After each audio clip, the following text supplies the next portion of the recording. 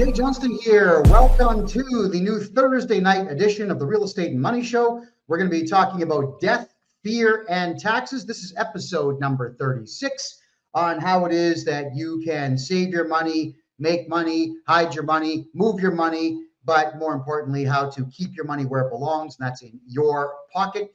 Your money does not belong to the Canada Revenue Agency. Your money does not belong to the IRS. Your money does not belong to the ATO or any other government body for that matter. The entire Western world has forgotten that tax dollars were supposed to build nations, not be used to fund terror groups all over the world, which is exactly what Canada, United States, and United Kingdom are doing right now, which is why I completely object to the modern tax system and why I would tell all of you out there that it's time to stop paying taxes in Canada. And if you have IRS debt in the United States, you'll be happy to know that my new corporation, Canmore Acquisitions LLC, is doing the same thing for Americans, which is getting them completely and totally out of corporate debt. So with tonight's theme being death, fear, and taxes, again, for those who don't know who I am, my name is Kevin J. Johnston. I have been a public figure in Canada for 8 years now. I actually had to leave Canada in November of last year because the politics were just too insane. I've got a big mouth. I like to tell people the truth about how government money, banks, and finance work. So what happens when you do those things? Well, the government doesn't like you very much and they take your stuff. Quite frankly, I got tired of my stuff being taken. So here I am in the amazing country of Panama. And in Panama here, I'll say this, that literally the streets are paved with gold. It's the old American dream. Well, now it's here in Panama, but I'm going to cover more about earning money outside of Canada shortly. I'm going to clear up quite a few of the legends, the myths, the beliefs, the fears out there to do with the Canada Revenue Agency and the IRS. Now, before we get cracking here, full disclosure, I am not a lawyer. I am not a paralegal. I have 2 lawyers in Canada. I have 2 paralegals in Canada, and I deal with a number of chartered professional accountants across the country of Canada, all of whom agree with me that the Canada Revenue Agency is evil. But I am not licensed by any law society in Canada. I am also not a chartered professional accountant. All right. I chose not to have any licenses of any kind. Why?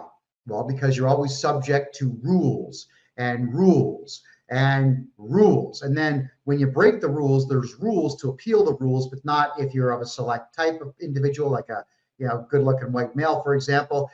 So there's rules to stop you from appealing the rules in the first place. It's ridiculous. So why would I want to subject myself to any of that? I have decided it's a much better move for me to simply take my expertise and help people get their strategies built and then push them towards the law office or the CPA office to get their taxes done there. Now, as for the IRS, I think that we can all agree, America, the IRS are insane. 2 words, insane.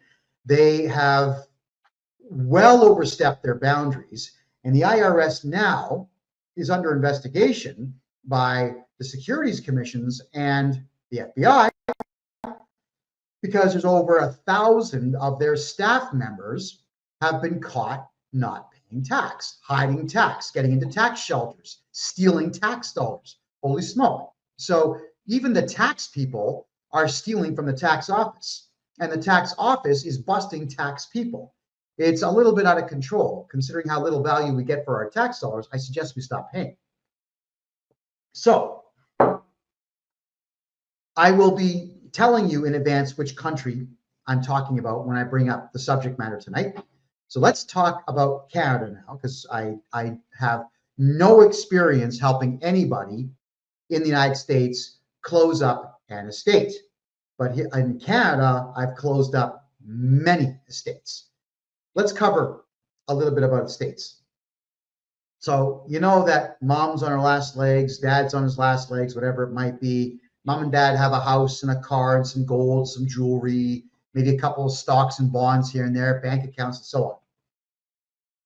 Now, what happens when the brothers and the sisters can't get along? Right? Someone makes a phone call to the CRA, the Canada Revenue Agency, and someone else makes a phone call to a lawyer, and the lawyers go, hey, check this out. Brothers and sisters that can't get along. Let's put all this into probate. Now, probate is not something that you have to do at all. If all of you get along, you could do it yourself without a lawyer, really, if you wanted to. But the whole thing here is that everybody feels that mom loved me better. And I washed the dishes 4 more times than you did back in 1986. So I deserve half the house. That is how siblings think when it comes to their parents' estate. Typically, mom and dad's bodies are still warm, and they're already complaining about who gets what. When you put a property into probate, you know what happens? The lawyer immediately assigns himself a fee with your money, I might add. He just says, well, okay, I'm gonna give myself $30,000 and we're going to charge $400 an hour on this. And every single time one of you calls a lawyer, hey, what did John say? Because I want the TV. Oh, okay. That 5-minute phone call, he'll bill you for a full hour. So by the time you actually get the house and the TV and the car and everything out of probate, you've lost about 25, 30% of the value of everything. So you want to keep lawyers out of your family affairs. Putting anything into probate is a really bad idea. But do you know who I blame? I blame mom and dad in that instance, who didn't have the foresight to realize, hey, my kids are going to fight. And I worked my ass off for 70 years to have a house. And I'll be damned if some lawyer I don't know is going to steal all of it, put it in probate, seal it all up, and take it. So I'm going to do the right thing. Now, you know what everyone thinks that is? Everyone thinks it's a will. Wills are nonsense because a will can be contested and wrapped up in the court and force everything back into probate. Wills are junk. What we need to do as families, first things first, mom and dad, you're getting older. Mom, dad, you're in your 80s, whatever it might be. You know what your biggest problem is in your 80s? Is you tend to go backwards in your mental development. It's true. How many of you knew that your mom and dad were really strong and tough people in their 50s and 60s and then became complete wimps afraid of their own shadows in their 80s? It's a weird thing. It's a very strange phenomenon. And I've noticed this time and time again, where people get more fear-filled as they get older. If the Grim Reaper is what you're worried about, go to the gym. But if you're worried about the government taking your stuff, call me. We got to protect that stuff. So, mom and dad, if you're, let's say, even over 60, if your house is in your own name, that's a stupid move. All right? Stupid move. What I do with families like this is I say, look, let's not give the Canada Revenue Agency or anybody who doesn't like you the opportunity to sue you and take your house. Why don't we open up a numbered corporation in whatever province you happen to be in, designate it a holding company so it never does business, open up a bank account for that corporation, and then proceed to move the house into the corporation. Now, in the corporate bylaws, never mind the will, wills are junk, but in the corporate bylaws, all you got to do is go down to a notary public after you write your bylaws and just make this gesture and swear in that the corporate bylaws are accurate and you're of sound mind and body and blah, blah, blah. And here's the type of thing that we're going to write in your corporate bylaws for you. We're going to state that mom and dad, John and Jane Jones, have moved their house into a numbered corporation, and they have assigned themselves, let's say, 1,000 shares.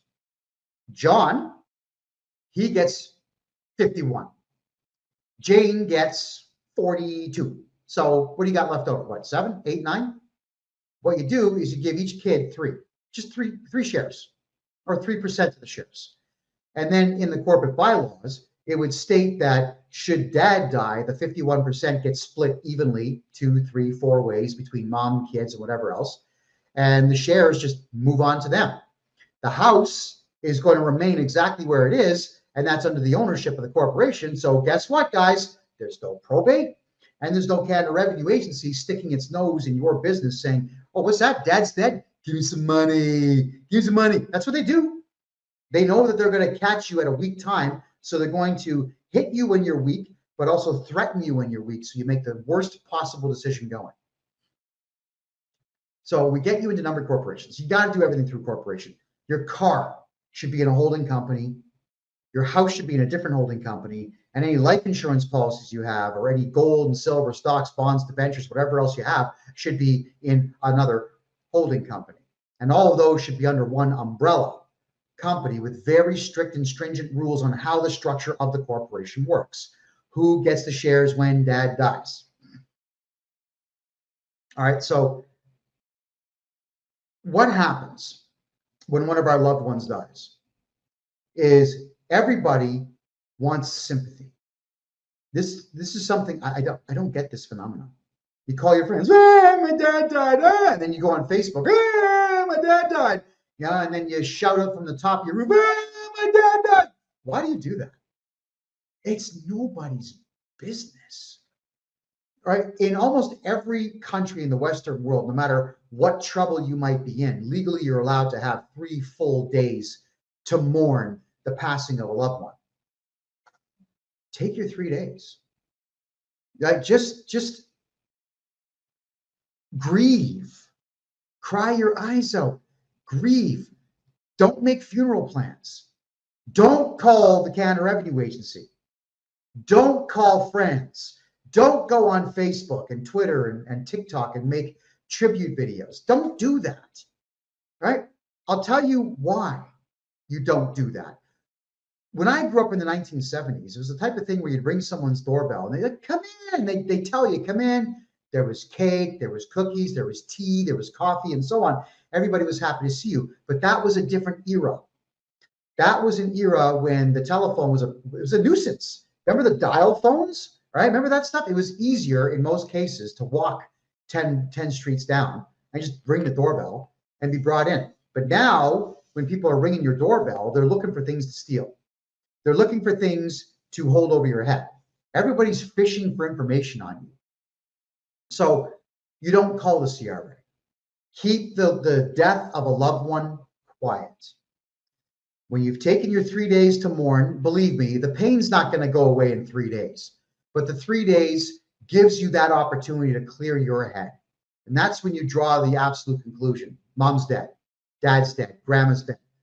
Now I have to do what's right. Now I've got to be logical and deal with the estate. And if you haven't told anybody about the person's death, the lawyers aren't reaching out to get your place in the probate, and nobody's arguing over cars and trucks and boats and buses because you've designated 3 days. If your parents are smart, in the corporate bylaws would state this corporation cannot change hands for up to, or actually minimum 72 hours after the death of one of the shareholders. And that has been sworn in, so you can't do anything. You can write these rules in the corporate bylaws and swear those things in. So when mom and dad died, what you got to do, obviously, at this particular point is make funeral arrangements. Now, I'm not here to shun the funeral industry, but what I can say is I've seen the price of coffins and I've seen the price of headstones, and quite frankly, neither one are useful things at all. They're just not. What really are you going to do with a headstone when you're dead? Nothing. And the headstone's a marker that nobody's coming to see. They just aren't. I mean, maybe 100 years from now, someone's going to walk around and tell ghost stories, and maybe they'll look at your headstone and say, oh, look, this guy died 100 years ago. Okay, so now they'll make up some ghost story about you, but that's about the only advantage to it. Maybe some kids will go and do like rubbings. Remember when we took Conte crayons and went with onion skin paper, and we bring it back to class, and okay, so maybe your name will appear on some grade 6 student's project. It's pointless. So I'm the first one to state, why don't you try cremation? There was a place in my hometown in Mississauga called Tranquility Cremation. Very respectful people.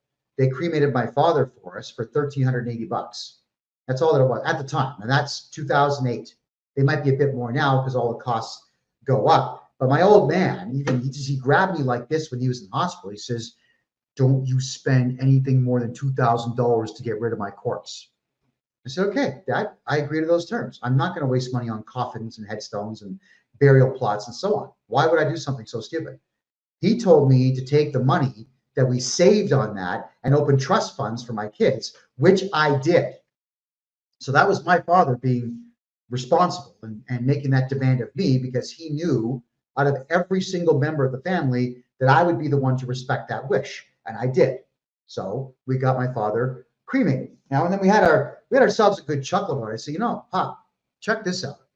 You're telling me to get you cremated, all right? It's going to be about $1,380. But the province of Ontario, because they've got laws concerning the burial and disposal of human bodies, they have so many rules, they actually have to give you $2,500. I said, "Pop, I'm making almost $1,200 on your corpse. Could I find 25 more? Yeah, let's make some money here."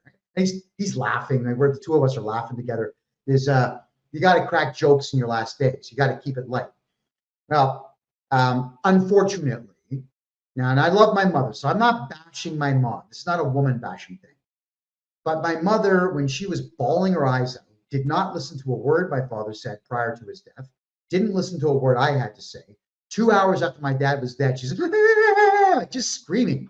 She called the Canada Revenue Agency. "My husband just died. Oh my God, I don't want to go to jail." This stupid notion that you can do prison time for not closing up a dead loved one's estate fast.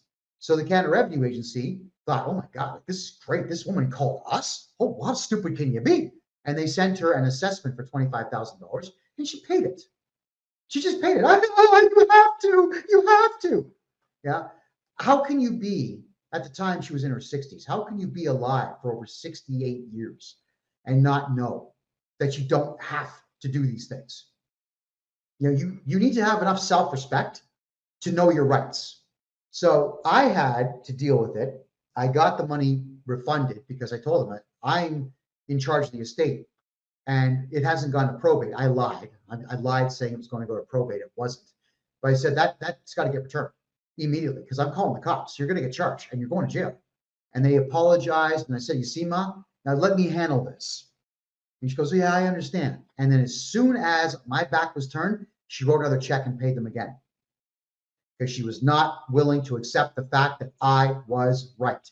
She was so afraid of the government that she screwed up her mourning time and screwed up my mourning time. I wanted to mourn my father, and I couldn't because I was now dealing with the CRA. So if you have a family member who's like my mother is, and I know a lot of you do, take their credit cards away from them.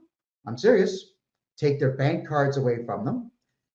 Declare them temporarily mentally unfit to handle anything and take over the estate yourself.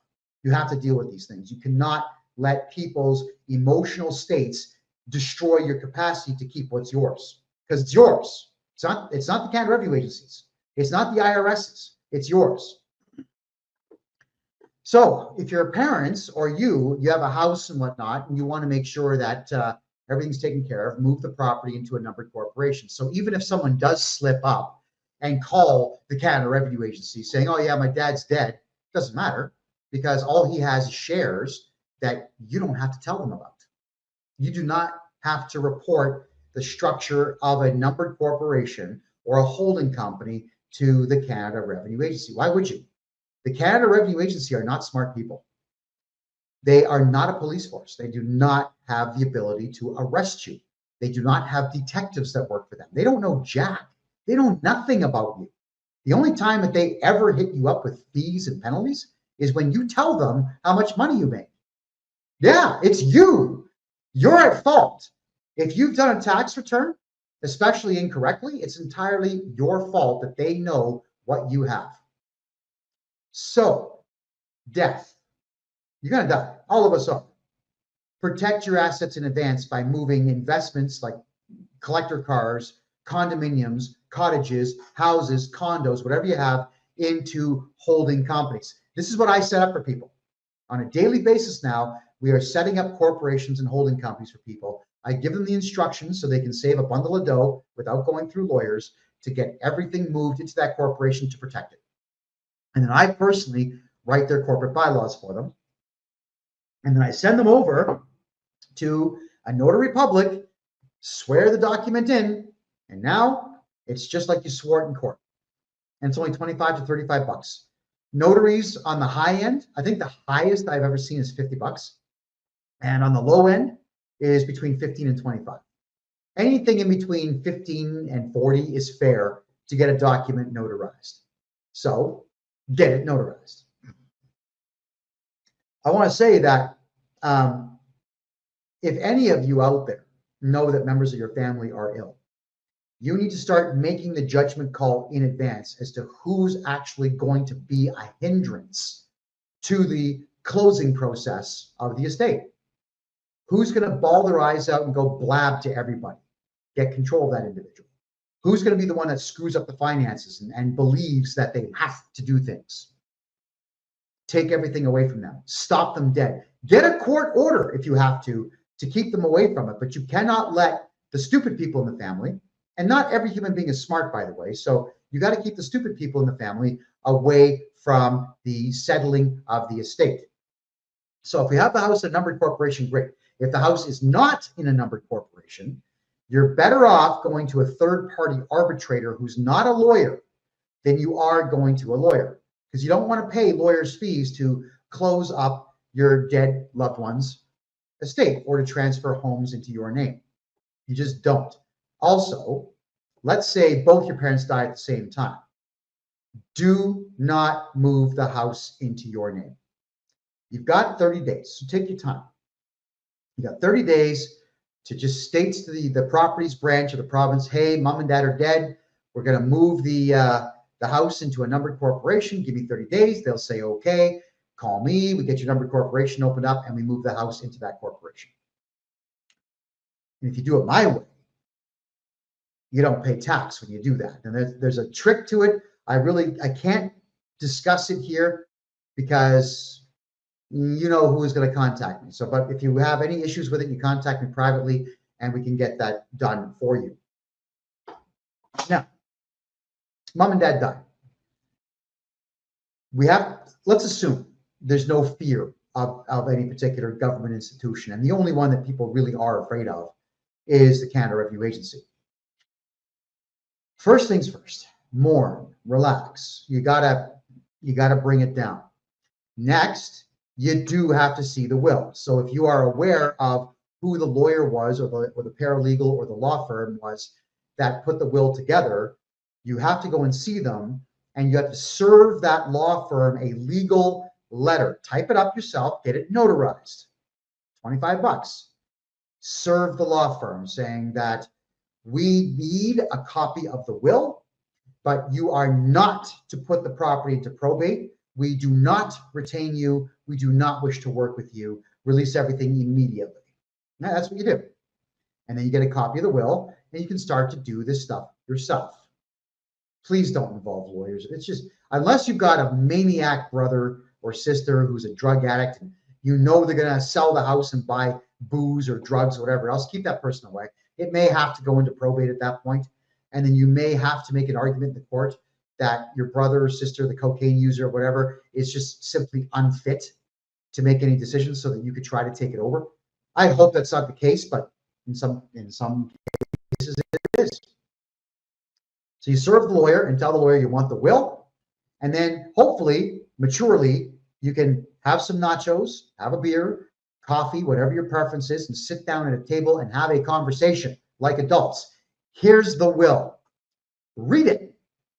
And then pass it over to the next person. Have them read the same thing so that everybody's clear on what's in it. And then try your very best to work together so you're not dropping 25, 30, 40% of the entire estate on some lawyer's bill. You don't want to buy some lawyer a Porsche when you're trying to buy a Porsche, right? So keep the money. You have to take the death certificates and you got to start closing things down. So if you've got a life insurance policy and it's in your parents' name, not a corporation's name, but your parents' name, you got to get it moved to your name. That's where the death certificate comes in. or split it between the siblings or your kids or whomever. Then you got to go to the bank accounts and get the bank accounts shut down. Now, in Canada, it's becoming tougher and tougher and tougher to do this. So when you go in, they'll say, how do you want it? Everyone says cash. I highly recommend just get a bank draft, open up a numbered corporation, and put the entire amount in the corporation so none of it's taxed. That's what you do.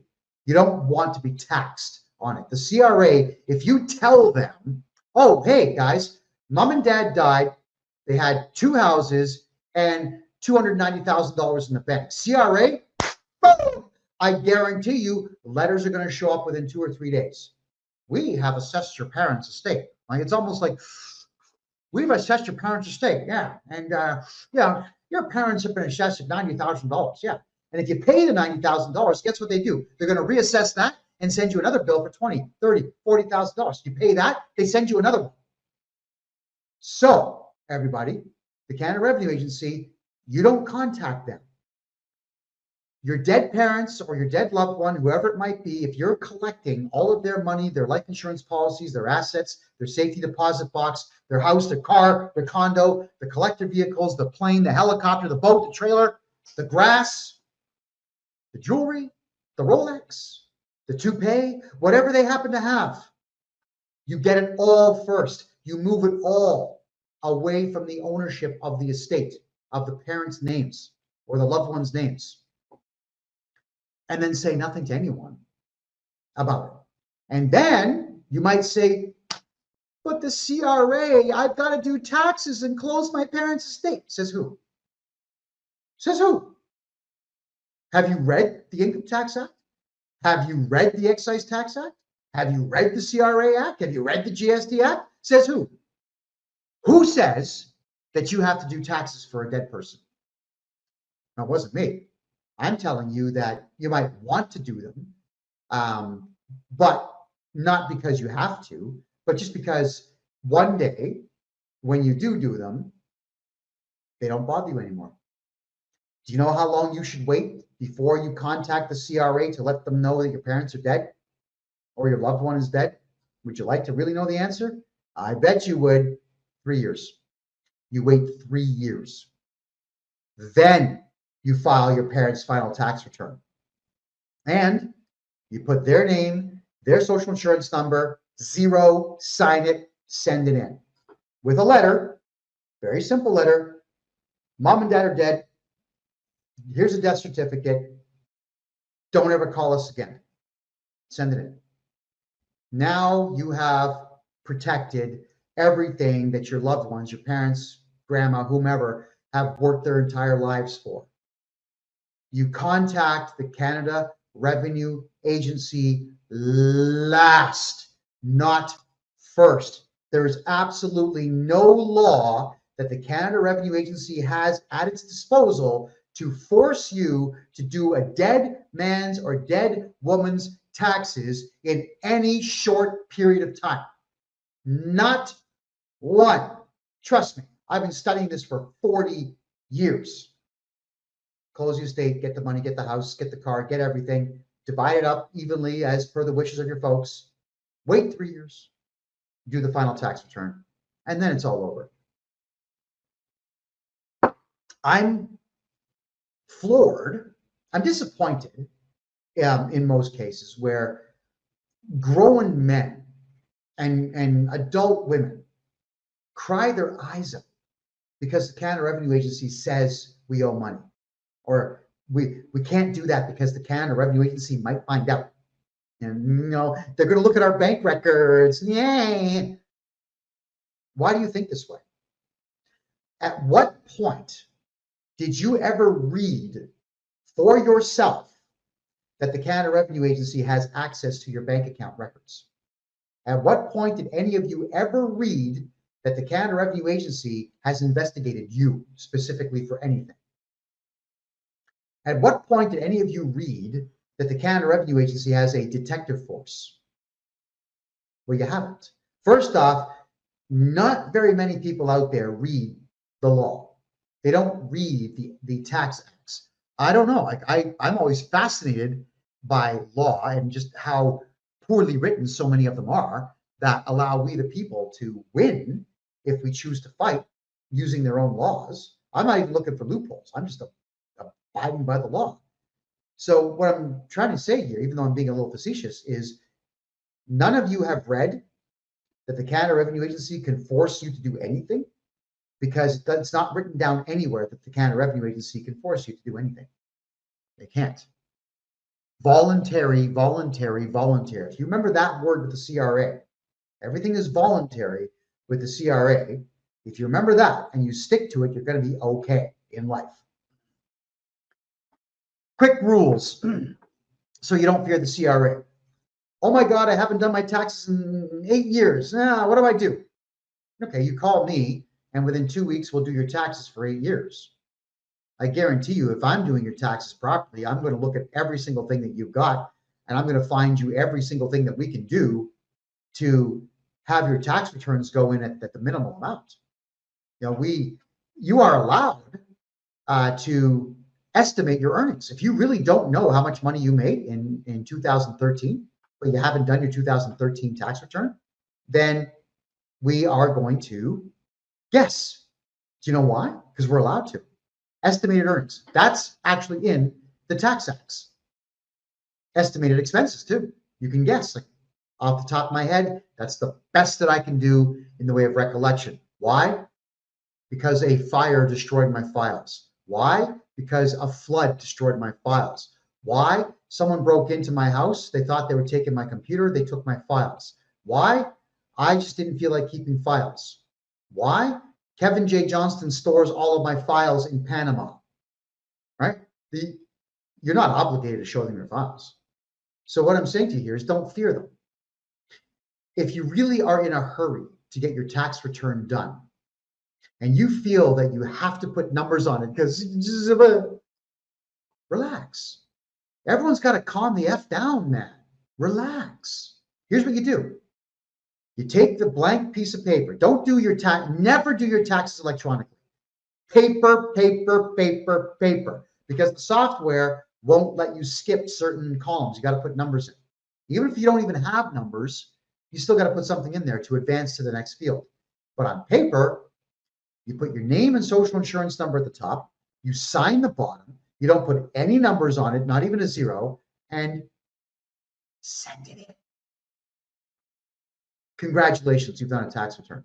Now, what they'll do is they'll say, what the hell is this? Like, what do we do? I don't know.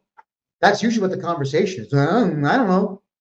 So with them, I don't knowing, they go to the AI software they have and they say, what do we do? And the AI picks a number, writes a letter, and sends it out for mail. And the AI will say, our records show that you owe $26,200. Then the next sentence in those letters always says to you, you must pay this amount or respond to this letter in 14 days, or we will take legal action. Nobody ever sees the second half of that sentence.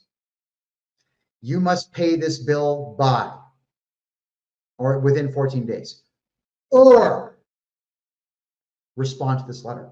Now, which one do you think is cheaper? I would think responding to the letter saying, hello, dear CRA agent, my name is John Smith. You lied. I do not owe these taxes, and I'm going to appeal your decision. Now, if you don't feel like doing this, if you don't want to be confrontational with the CRA, call me, Al, at kevinjjohnston.com, book your consultation.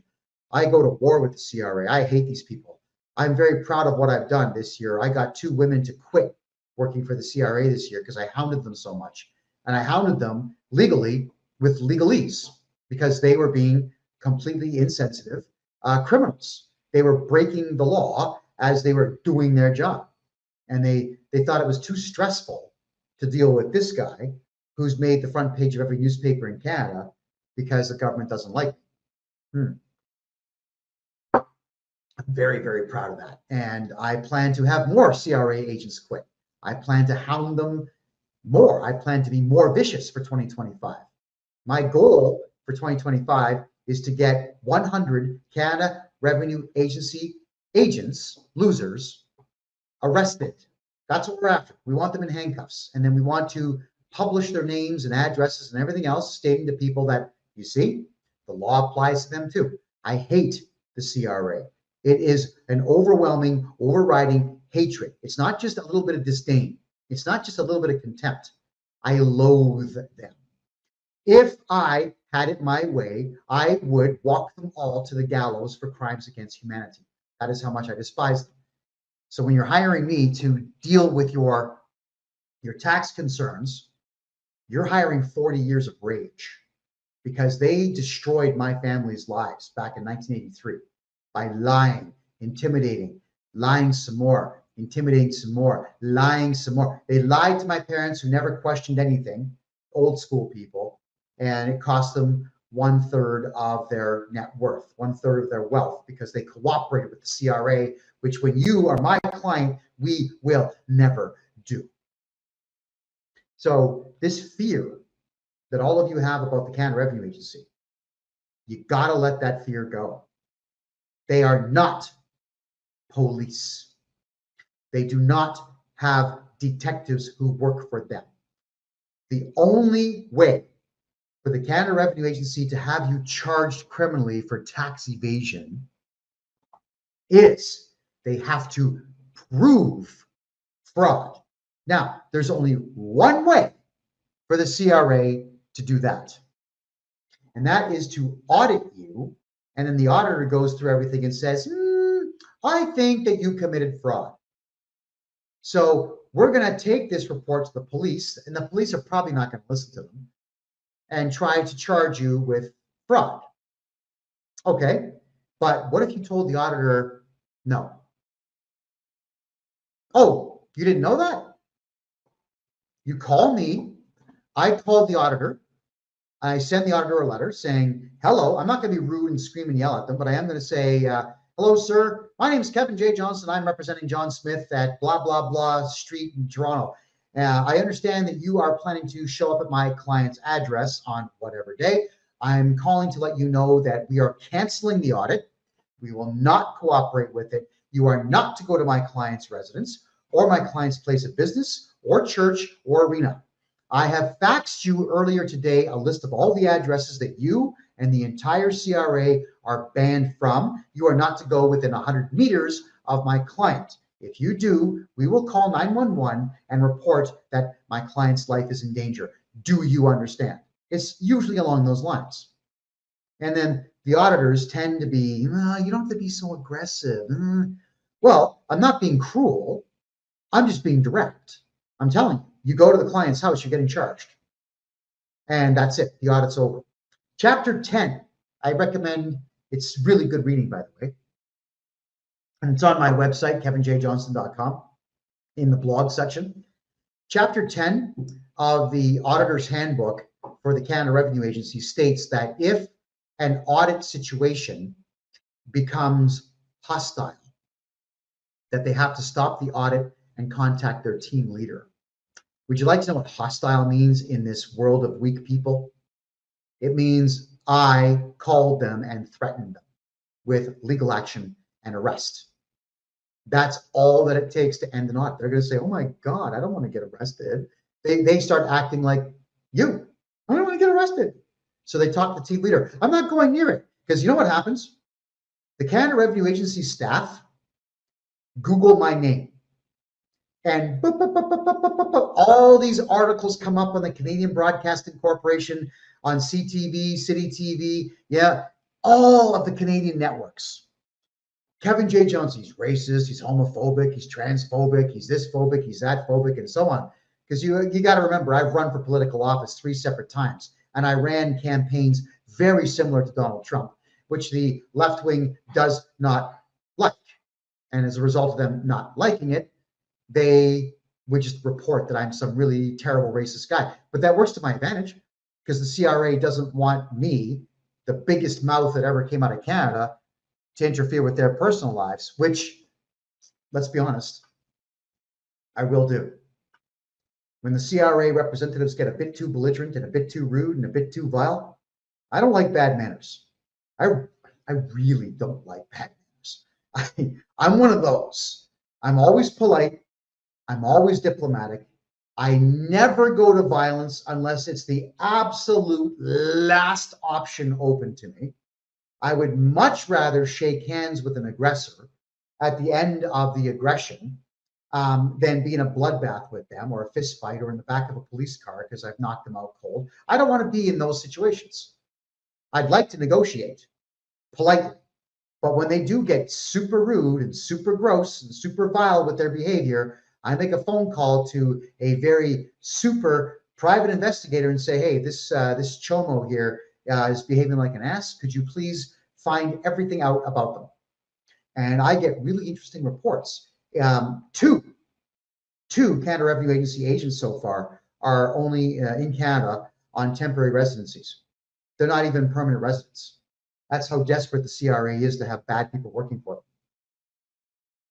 them. So I will. I am the only guy in Canada that wants to go to war with the CRA. I love the fact that the CRA hates my guts. I kind of like the fact that the entire government hates my guts. It really is great. And I'm glad the left wing hates my guts because they can't wait to tell the world about it. And just think about all the free advertising that Canadian left wing nuts have given me. It's wonderful. It never ends. The next 3 weeks are booked up for me because of left wingers complaining about how horrible I am. It's marketing. Donald Trump, he suckers everyone out there. He suckers you into criticizing him. It's all free advertising for him, and he knows it. Okay, Louis Munns 508 is asking me here: is there something to do that I can do similar to this in the United States against the IRS? Now, you gotta understand, my friend, I am a Canadian citizen living in Panama right now. I've been studying Canadian law for about 8 years, but Canadian tax law for 40 years. And even though I did live in the United States from 1996 to 2000, working amazing jobs with amazing companies, I was in my 20s when that took place, and I had no reason to study tax law in the United States at all, because the company I worked for, they got me the green card and they took care of all my taxes. But if you have an American corporation, I can buy it from you if it has IRS or state tax debt. That is what I do. That my biggest moneymaker is me buying corporations from Canadians and Americans that have tax debt. And the way that it would work, my friend, let's say, for example, your American corporation has $100,000 of tax debt between the IRS and the state and the county and the region and the city and everything else. You would sell your corporation to me.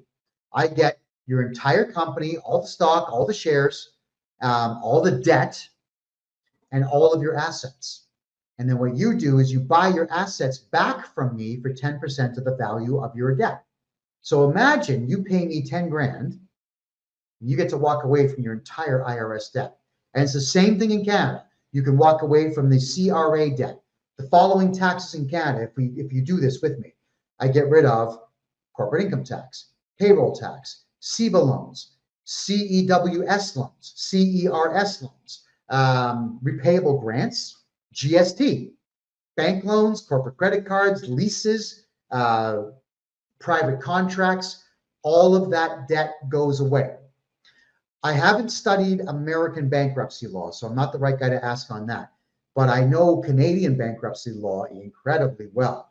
And a lot of people, your friends, but never go to friends for advice, okay? Just don't. Because you won't be friends for much longer if you take their advice about bankruptcy. Personal bankruptcy in Canada is extremely easy to do. Personal is easy to do if it's your first 2 bankruptcies. Your third one is just medium hard, not that hard. But your corporate bankruptcies in Canada are incredibly difficult. That you have to hire a lawyer because that's the rules of the court, and I hate that.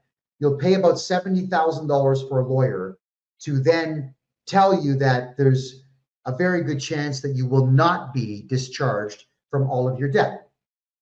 So why would you want to part with that much money to a lawyer who can't guarantee that your debt goes away upon bankruptcy? And that is the biggest problem with corporate bankruptcies in Canada, is you don't get out of debt when you go bankrupt. But if you sell me the entire corporation, you get to walk away from your debt in as much time as it takes to do the deal. And that, our fastest one is 6 days. That's all it took, was 6 days. In the United States, my fastest one, 3 days, because America is a lot easier to buy and sell products and corporations. All right. So what we do, or what I do, is I want you to understand that debt, your tax debt, can be a commodity that you benefit from. When I buy debt, I'm looking for other corporations to sell it to. A lot of companies out there are making too much money, and we should all have that problem.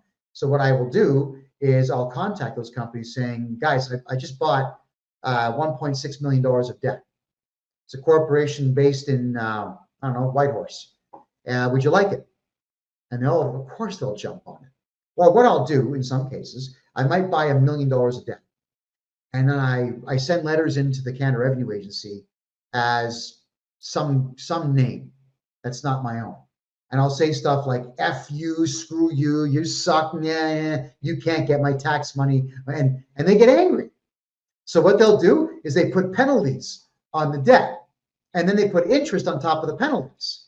So if I buy $1 million in debt, but one of the companies that I'm going to sell it to wants $2 million in debt, all I got to do is just make crank calls to the CRA and send them letters that are full of profanity, and they will just up the amount of debt. So I can call my client 3 months later and say, you're not going to believe this, but the CRA just doubled the debt. Would you like it now? So, and believe me, that's when they're going to buy it.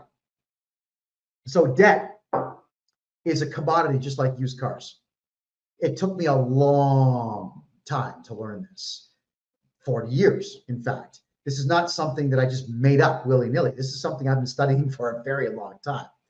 Because I always figured that if a creditor, like a credit card company, can sell your debt, I'm always thinking, well, why can't the debtor sell the debt? Because there was a time in the United States and the United Kingdom and in Canada where somebody could volunteer to serve your jail sentence for you. So the jail sentence was kind of like a commodity for the state who would make money on your incarceration. Yeah, they didn't care who was in the prison. They just wanted somebody in the prison. Well, you can't do that now, but the debt is the same idea. And that's why I do what I do, because the commissions are really good. And it's a really good feeling also to take someone's entire debt away from that. So it's amazing how much sleep the average person loses when they're in that much debt. I know. I was there once. I went bankrupt back in 2003. And it was this big sigh of relief when it was all said and done. But I didn't know in 2003 all the laws and all the tricks that I know today. I would not have gone bankrupt back then. I would have put everything into the courts and just stretched the debts out until it was past their time that they could collect, which is between 2 and 7 years. I would have played it a lot differently back then. So now we've come a little bit full circle here on the whole death, fear, and taxes part of tonight's show. I want you to understand that in death, you can lose everything you work for, unless you protect it in advance. And unless you, the people who are going to benefit from the death of the loved one with all their stuff, if you don't keep your mouth shut and you start telling the CRA that your loved ones are dead, you're going to lose everything.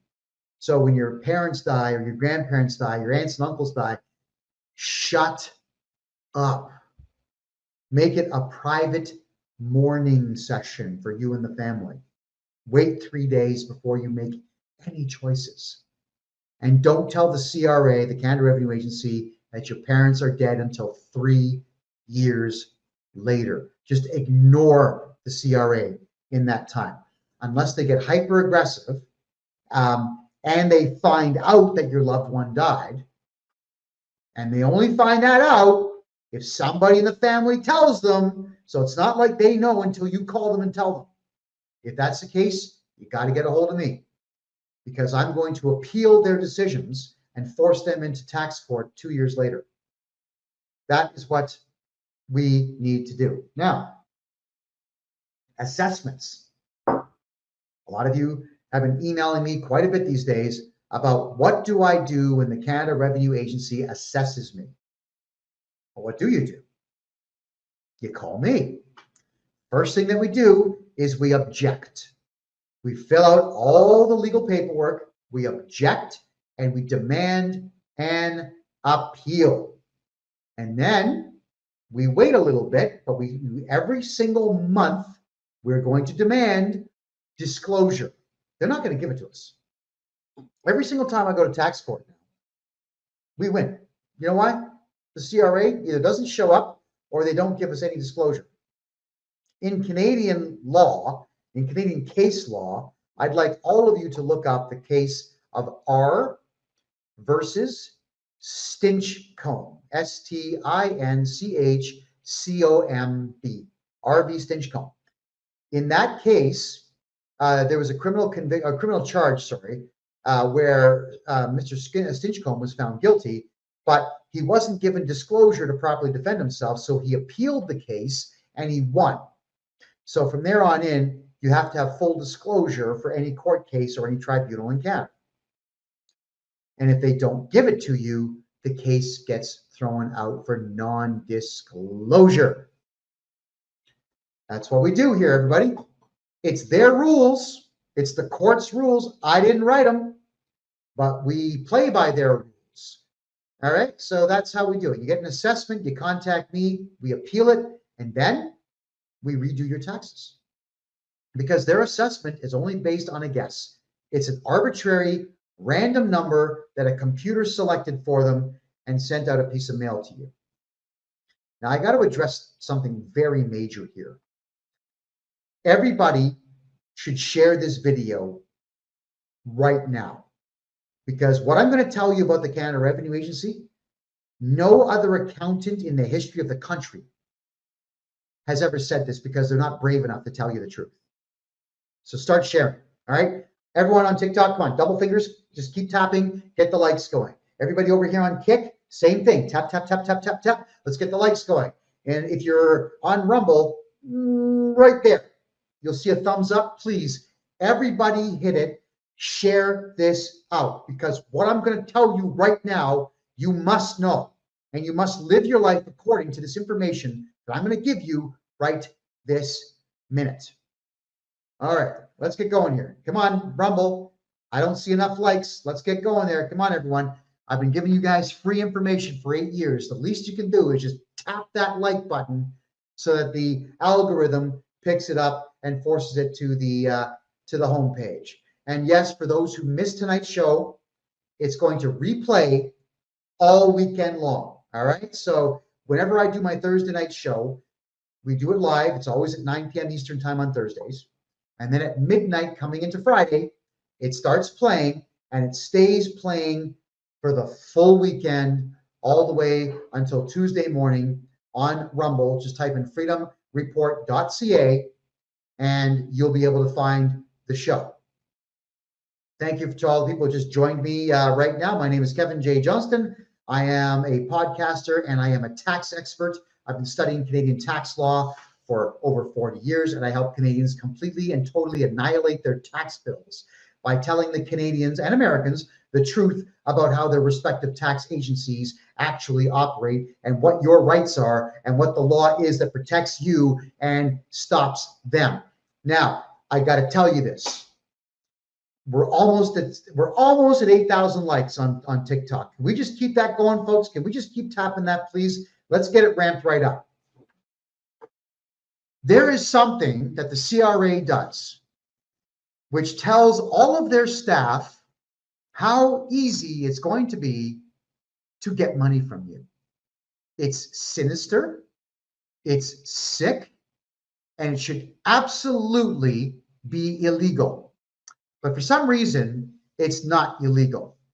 In Canada, with the Canada Revenue Agency on their computer screens, you have a 3-digit number attached to your name.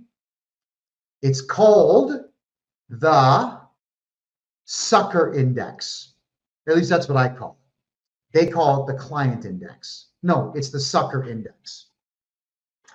If the Canada Revenue Agency sends you a letter and you phone them, I am so sorry about this tax bill. Oh my God.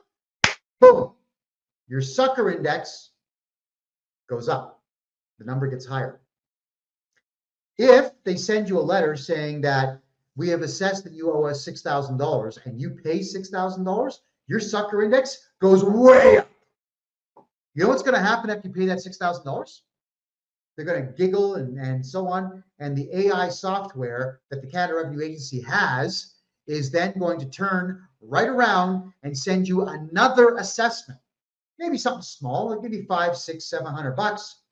And if you call, oh my God, I'm so sorry, I thought I paid you. Boom, your sucker index goes up again. And if you pay that second assessment in the same year, woo, it goes up again. It's from 000 to 999. Every time you respond to the Canada Revenue Agency with an apology or tears or fear, your number goes up. Every time you pay them, your number goes up. If you pay them in advance, some people do this. They pay the CRA in advance. Congratulations. You're going to pay them forever. If your sucker index with the Canada Revenue Agency is over 900, they are going to assess you 3 to 5 times a year. I've read the documentation. I can tell you it's true. 3 to 5 times a year. And then they'll go ahead and they'll threaten you, and you'll probably cave in, and you'll pay them money 3 to 5 times a year because you're afraid. It's worth being afraid. It drives me crazy. All of you who do this are probably working under the idea that the Canada Revenue Agency can put you in jail for something, and they can't. You might all think the Canada Revenue Agency is coming to your house to take your car and take your house. They can't. You know why? They don't go to court. They don't make money if they go to court, so they don't do it. It's cheaper. It's cheaper for them to just threaten you. And because they threaten Canadians, the Canada Revenue Agency is making between $280 and $400 billion a year off of just personal taxes in Canada. Never mind corporate taxes, never mind goods and services taxes, never mind tariffs, never mind airport tax or road tax or liquor tax or cigarette tax, never mind all that. Imagine $280 billion, that's a low number for the Canada Revenue Agency. In a population of only 40 million, with 11 million people right now unemployed, how in the hell are they getting that much money? It's because you're voluntarily handing it to them. So you got to keep your sucker index low, man. You do. My sucker index is 000. When they see my name, they think, gosh, it's a Kevin J. Johnston guy. It's that racist guy on CBC. It's that racist guy or that homophobic guy on the radio. Oh man, I'm not calling him. Well, they know what they're going to get. They're going to get me keeping them on the phone, recording the conversation as long as I can keep them on the phone, asking them every single solitary question I can to make them look like the idiots that they are. So they don't call me for any personal reasons, and I haven't paid income tax in 24 years, and I won't. So you are completely and totally in charge of how much money that they are going to ask from you. Stop talking to them. Stop replying to their letters.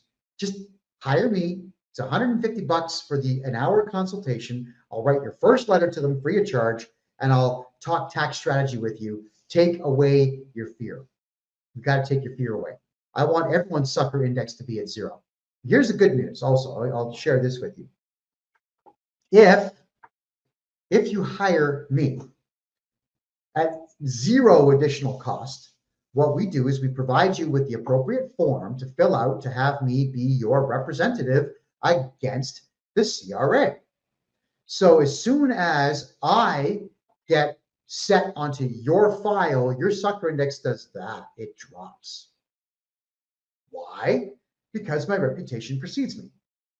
I'm the guy that will go to the CRA representative's house and file court papers and serve them, probably on camera. Definitely on camera. I'm the guy that's going to record the conversation with you and humiliate you at a later time.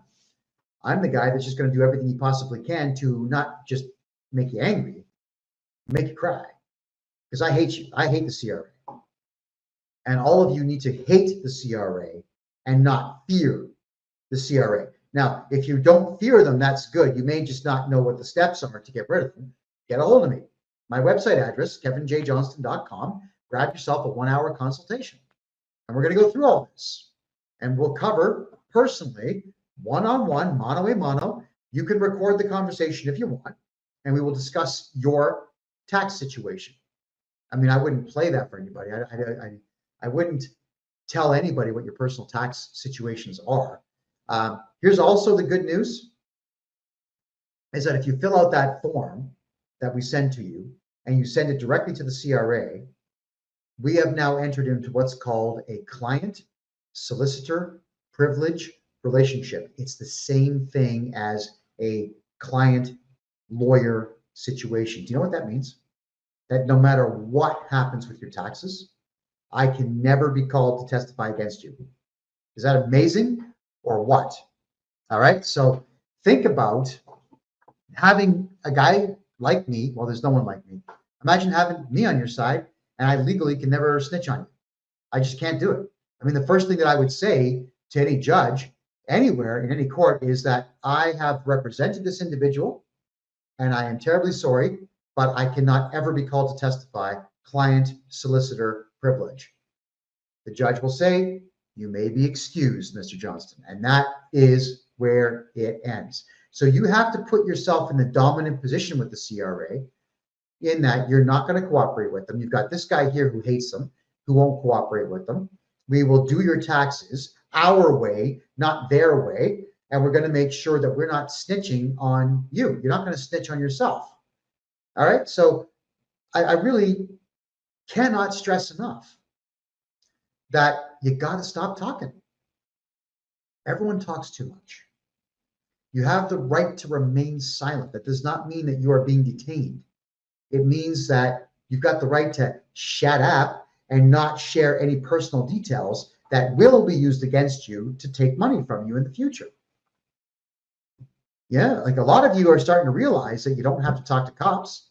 You just tell the cop, am I being detained? Oh, okay, if that's the case, I want my lawyer. And shut up, stop talking. Don't give them any reason to be able to charge you with something. CRA, same thing. They call you. I'm sorry, you can't talk to me. Kevin J. Johnston is my agent. Phone him. Here's his phone number. Don't call me again or we're calling the cops. Hang up the phone. You got to put yourselves in that kind of a position where the CRA is afraid to call you. Now, let me tell you something about the people that work there. They're all cowards. They're cowards. You know, a lot of them will say things like, I'm a really good person. I'm just doing my job. I don't mean to hurt anybody, but I'm just doing my job. Well, you are hurting people. I don't care that it's a job. You're hurting people. Hitler used to pay people to cut human beings in half. That was a job. They were hurting people. It's not a good job. And you should be punished to the limit of the law when you do your job and you break the law doing it. Or when your boss says, break the law, and you do it. You arrogantly believe that you can break the law because someone else tells you to? I mean, if your boss walked up to you and handed you a pistol and say, shoot that random guy in the head, would you do it? I think some people would. Don't do what you're told when it's going to get you in trouble. I'm not really a fan of Dr. Phil at all, but he did an experiment that blew my mind. And the experiment was to see how easily led people were to do with anything. So they put a guy in a security guard outfit. These are actors. And the one actor is standing in handcuffs, and the security guard's holding a fake cattle prod. It didn't actually have any shocking power to it, but it made sparks. And the guard says, I have to go get the police. I've just detained this guy. I need you to hold this cattle prod, and if he moves, I need you to zap him. And people did it. So the actor who's wearing the handcuffs, he'd start to hop away slowly, and people go, And then when they were asked later on, why'd you do it? Oh, because the security guy told me to do it. The security guy, he told me to do it.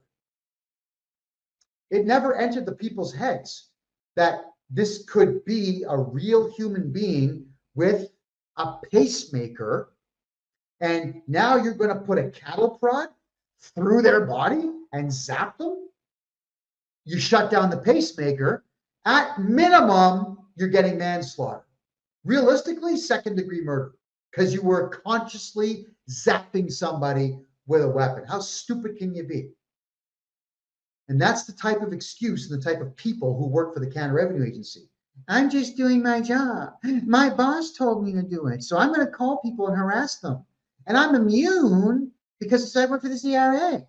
And then when I tell people, you're immune to nothing, and you're getting on my nerves, and if you like, I can track you down, and we can serve you a summons to appear in criminal court at your home on camera. And when I do that, believe me, the whole world's going to know your address, because I'm not going to hide it. Why would I?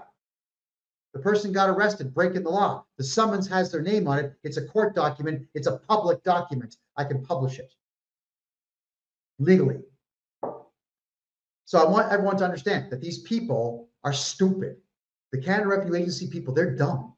They honestly think that they can do these things because their boss or their team leader says they can. And you're falling for it. And I'm asking you not to fall for it. Please do not fear the Canada Revenue Agency. Call me. Get a hold of me, and I'll go to war with them for you. If you think while watching this show that I might be a bit too obnoxious for you, fine. Here's what you can do. Call an accountant. Let's say you got to get your taxes done.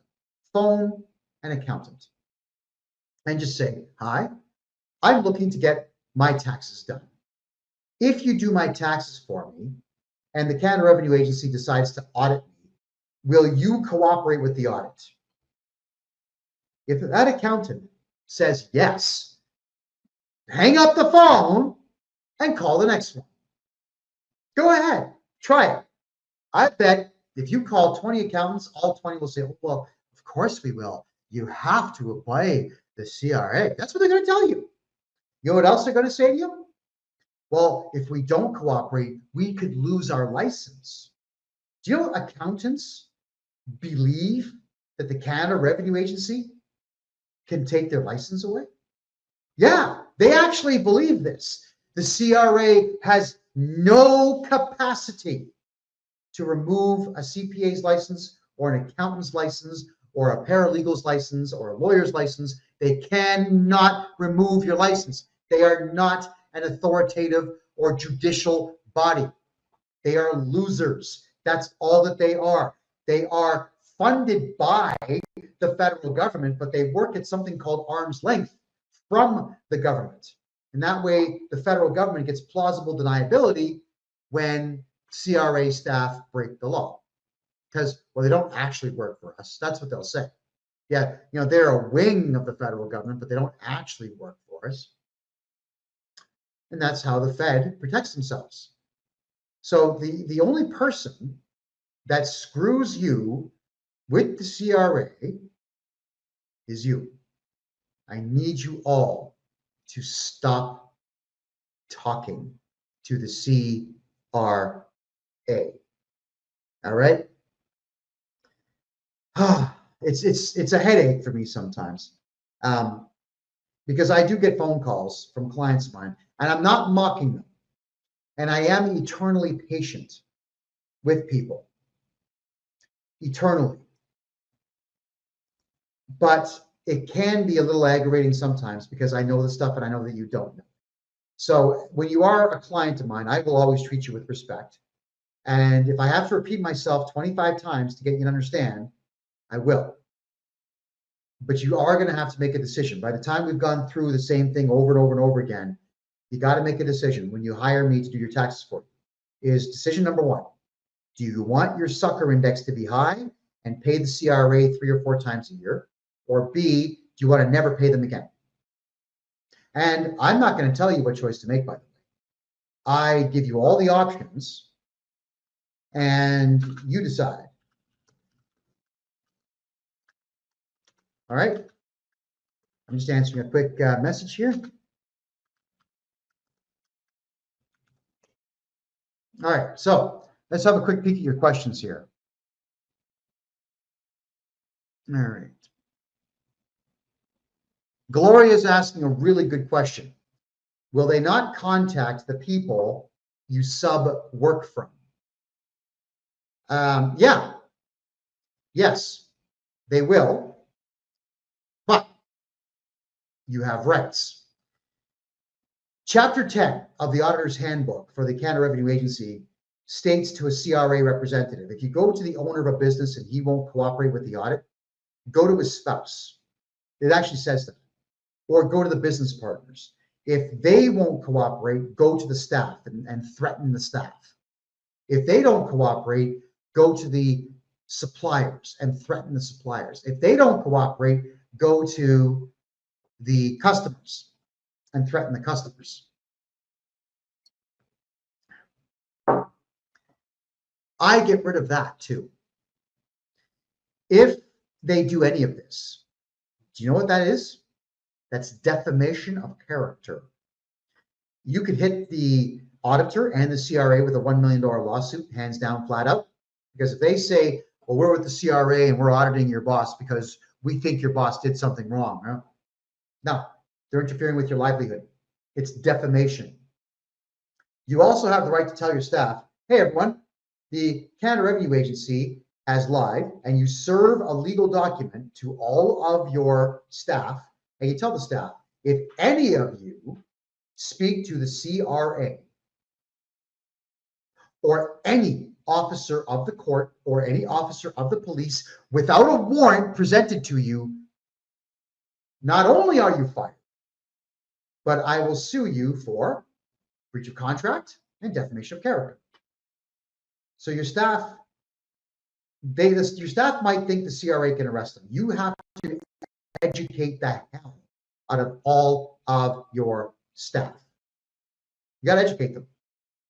You got to make sure your staff know what your rights are as an employer and their rights are as citizens, and how few rights, actually how none rights, how no rights, how few rights the CRA actually has. You have to educate your staff. You have to educate your family. You have to educate your suppliers. You have to educate everybody who makes you money that you will not cooperate with the CRA. You cannot let them do that. So yeah, the CRA, the chapter 10 of the handbook teaches auditors how to be sneaky, conniving snakes in the grass.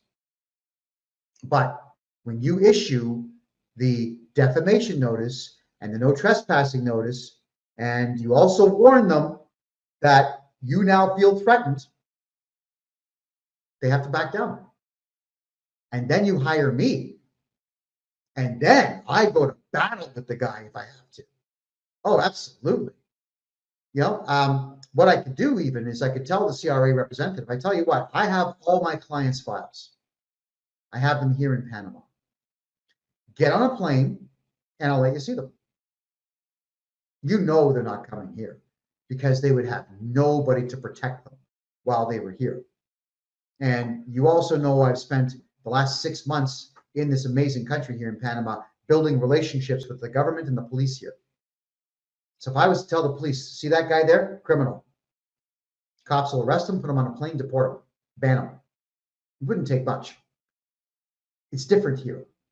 And the CRA is used to having their way because they know that they can call the police and say, he's yelling at me, which is your right, especially if they're on your property. And that's when you tell the cops, yeah, this guy here is harassing me, harassing my staff, trespassing, threatening me, and get him out of here. The cops will have to do it. I've helped clients with this before, and I've had this kind of fun before, where and this is where married couples need to have better communication. But it was a married couple that ran a business, and the husband, I'm not going to name them, husband said, you know, Kevin, you're right. I'm not going to cooperate with the audit. And then he and I went out, we got coffee because we were going to sit down and actually review his taxes for the day. And we got into his office and there's the auditors.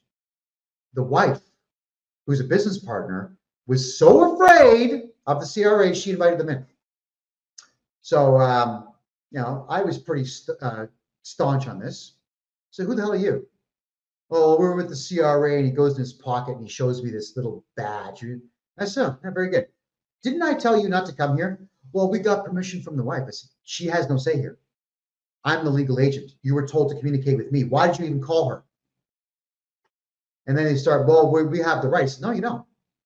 No, you don't at all. I said, gentlemen, if I were you, I'd pick up your shit and go now. Because if you're not out the door in 30 seconds, I'm calling 911. And they actually ignored me. So I actually took the box of files from them. I closed the lid. I said, yeah, have a seat. I called 911. I said, hi, I've got 2 criminals, 2 thieves that have illegally entered this office. I need the police right away. We are afraid for our lives. 2 minutes, cop showed up.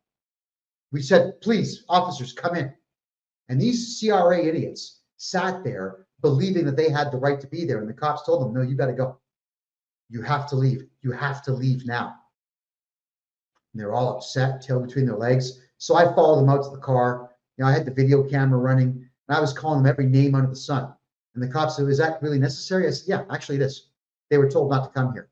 And they're still on private property. And I'll say whatever I want on private property. Thank you. I am the legal agent for the entire grounds. And I told them things about their wives and mothers that even they didn't know. No, they were mad, but too bad for you. You're a criminal. And that marriage, it didn't last. It didn't last because when you're going to be adversarial in your marriage and you're going to allow your fear to make you go behind your spouse's back, you're not a partner. You're not a wife. You're not a husband. You can't be trusted. If you're going to be in business together as a married couple, you need to understand it's the 2 of you as an army of 2 against the world. The 2 of you, none of you can go behind the other's back on anything, especially not in business with the CRA. Can't do it. And ladies, if you do have that much fear, and the CRA deliberately targets women, they do this. I've read the documentation on it. They do attack women. If you really are that afraid, you have to give your shares up and step down as director or CEO or otherwise and take a managerial position where you don't have a decision-making authority or responsibility. Your fear will bury your company. And they like it that way. So now that you know you can just get rid of an auditor, you can call them every name in the book. You can put your middle finger right in front of them. You can't touch them, but with an inch away, you certainly can, and scream at them and yell at them. As it turns out, I got a legal opinion from my lawyer. I was asking, if you've got a 10 milliwatt laser pointer from wickedlasers.com, the ones that bounce off the surface of the moon, you've seen these ones? And you're accidentally shining it in the eyes of a CRA representative who's trespassing inside your office. Is that considered assault with a weapon? My lawyer says, where do you come up with this stuff? Really? Yeah, these are thoughts that keep me up at night. What answer does he want? So he came back saying it's actually not illegal if it's not deliberate. So I just, I could always say, oh, don't have my glasses on. Oh, I can't see what I'm doing. How many times have you guys seen security guards in malls put the strobe light effect on their flashlights to not let you see? It's a dirty tactic. So whatever, especially during the COVID times, I always had a laser pointer on me because when they would pull that stunt on me, I'd pop the laser pointer out and return the favor. I hate that. I hate that. It's like a fist in the face, and it's worse because you can't see a fist or a stick coming when they do these things. So I did all of these things to irritate the CRA staff to prove to my clients, plural, they have no power. Don't cooperate with them. You don't cooperate with the CRA. I had a conversation, and I'm not going to get into the reason why this conversation took place, but I had a conversation with the regional director of the CRA for Ontario Southwest, which would be pretty much from Toronto to the Detroit border. And I asked the guy a series of questions. So, he's been around for 45 years in the CRA, he said. And I asked him, can you do jail time for owing money in Canada? No. Can you do money for not doing a tax return? No. Okay. Well, what do you do if someone refuses to do a tax return? He says, well, we might ask a judge to order you to do your taxes. Okay. So remember what I said earlier in the show? If they get a court order where the judge says you have to do your tax returns, name, social insurance number, signature, no numbers, send it in. Congratulations, you've now met all the rules within the court order. That's as far as their power is going to go. Then I asked them, and I knew the answer, but I wanted this guy to say it himself, which he did. I said, if my client doesn't pay his tax bill, will you take him to court? No, he says. The CRA does not sue people. Do you know why they don't sue people? He alluded to it, but I'm going to tell you why. First off, the Canada Revenue Agency doesn't have any laws that identify it as a governing force within the country. That's number one. Number two, the Department of Justice supply lawyers to the Canada Revenue Agency, but the Department of Justice doesn't do it for free. The CRA actually has to pay from their budget to have those lawyers represent them, which the CRA is not going to do. There's a chance they'll lose. And if they, well, a very good chance they'll lose. And if they lose, then that sets a precedent for we the people and against the CRA. And if the CRA loses, then what you've done is you've shown their weakness and our strength. So they don't sue you because they don't want that to happen. So then I asked, do you seize and sell people's property? No, he says, it's too expensive. They don't make money seizing your car. They don't make money seizing your house. They got to go to court. They got to win the court case. They got to file the appropriate motion to get it done. The judge has to agree. If they get it done, they got to go and hire a lawyer or an auction house or a repo man. Everybody gets paid, and the CRA knows that if you can't afford to pay taxes, you probably don't have any assets that they could sell anyway. And they don't have permission from the DOJ to do it anyway.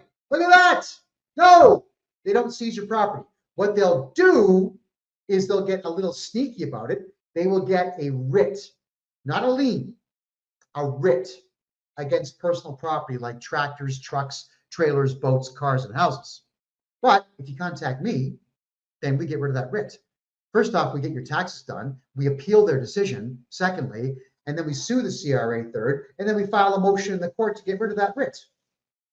And it all gets done within 6 months. All of it. What are we all afraid of here? Why are we afraid of the Canada Revenue Agency? They don't do the things you think they do. Now, a lot of you say, yeah, but they took money out of my bank account in Canada. Okay, I have to explain this one to you. And then prepare to get your mind blown again. Cheers on the rose. Thank you, Ashley. The Canada Revenue Agency has the right to send a threatening letter out. But so do you, and you, and you, and me. So anybody can send a letter out saying, I think you owe me money and you better pay. It's true. So the Excise Tax Act does give them the right to do that. You've got the right to hire me and have me tell them to get lost. And they don't have that right.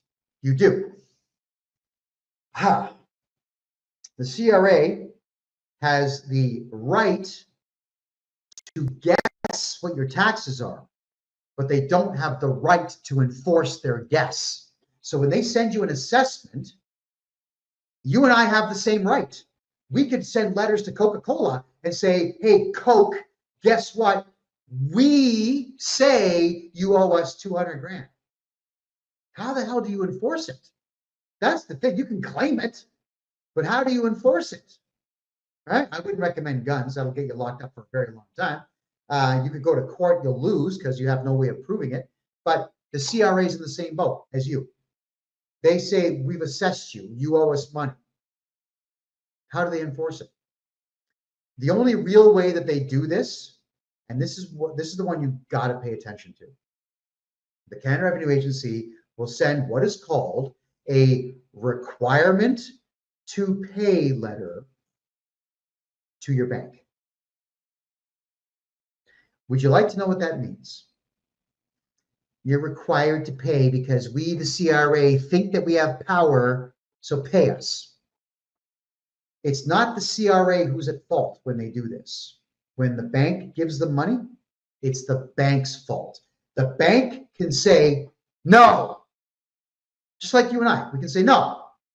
The bank has the right to decline the Canada Revenue Agency and say, we're not going to give you money. And the Canada Revenue Agency will say, just like Dora the Explorer, oh man, I'm going to get really mad. And they're going to do nothing because the Department of Justice is not going to give them a lawyer to go and sue the bank to get what, 10 grand? It's not going to happen. So when the banks give the Canada Revenue Agency money, it's not the CRA who took it. It's the banks who gave it, which means you sue the bank and you file criminal charges against the bank manager. Now, the bank manager is going to say, but it wasn't me. I swear it was head office. So the bank manager could just do this with his fingers and get your money back. He has that power. He won't do it because he'll say, I don't want to lose my job. Okay, charge him criminally. Sue him and the bank. Cheers, you'll win. So always look at the wording of any legal documentation that you receive from any government body. They'll protect themselves with that type of wording. You are required to pay. Required means request in Black's Law Dictionary.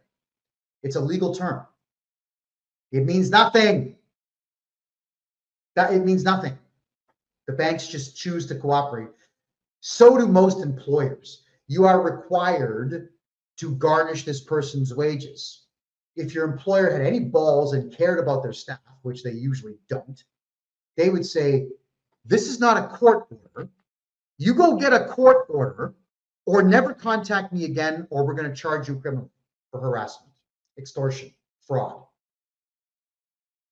If your boss is a real man, your boss is going to call you in the office and say, hey, look what the CRA sent me. I'm not going to cooperate, just so you know. And your boss would say, I'm so cool that I've just hired this Kevin J. Johnston guy, me, to do your taxes for you so that this problem goes away. I hate Canadian employers. They don't do anything for their staff at all. They are cowards, the vast majority of them. You want to know why the Canadian economy sucks?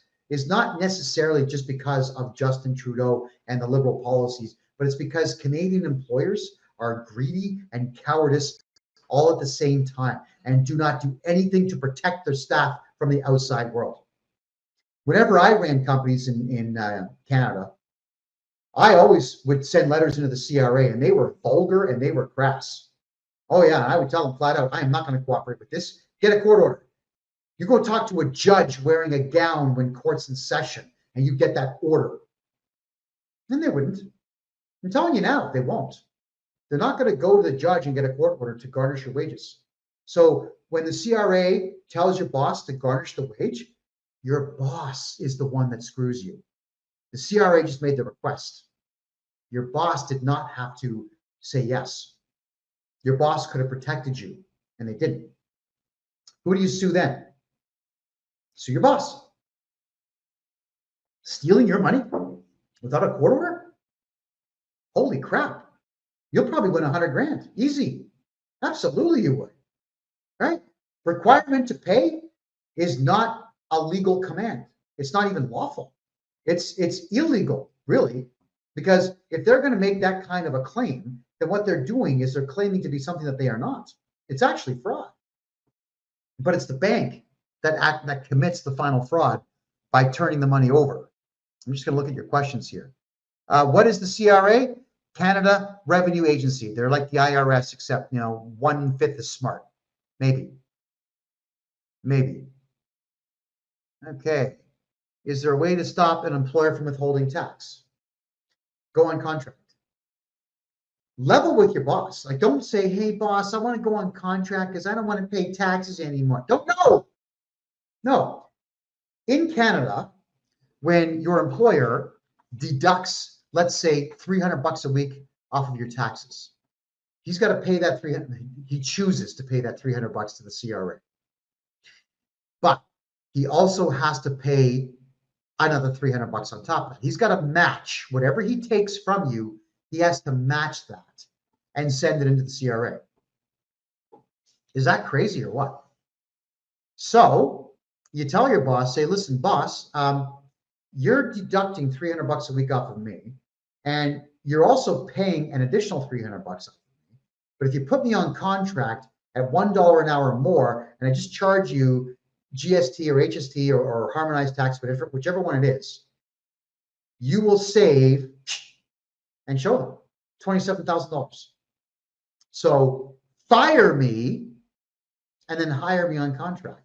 But to go on contract, I highly recommend you have a numbered corporation with a GST number or an HST number or a PST HST number, and you get a bank account, and then the corporation bills for the time. Now, if you have a numbered corporation, don't declare personal income tax. That's stupid. Have your personal income tax at zero. Why would you bother paying personal income tax when your corporation can pay all your personal expenses for you?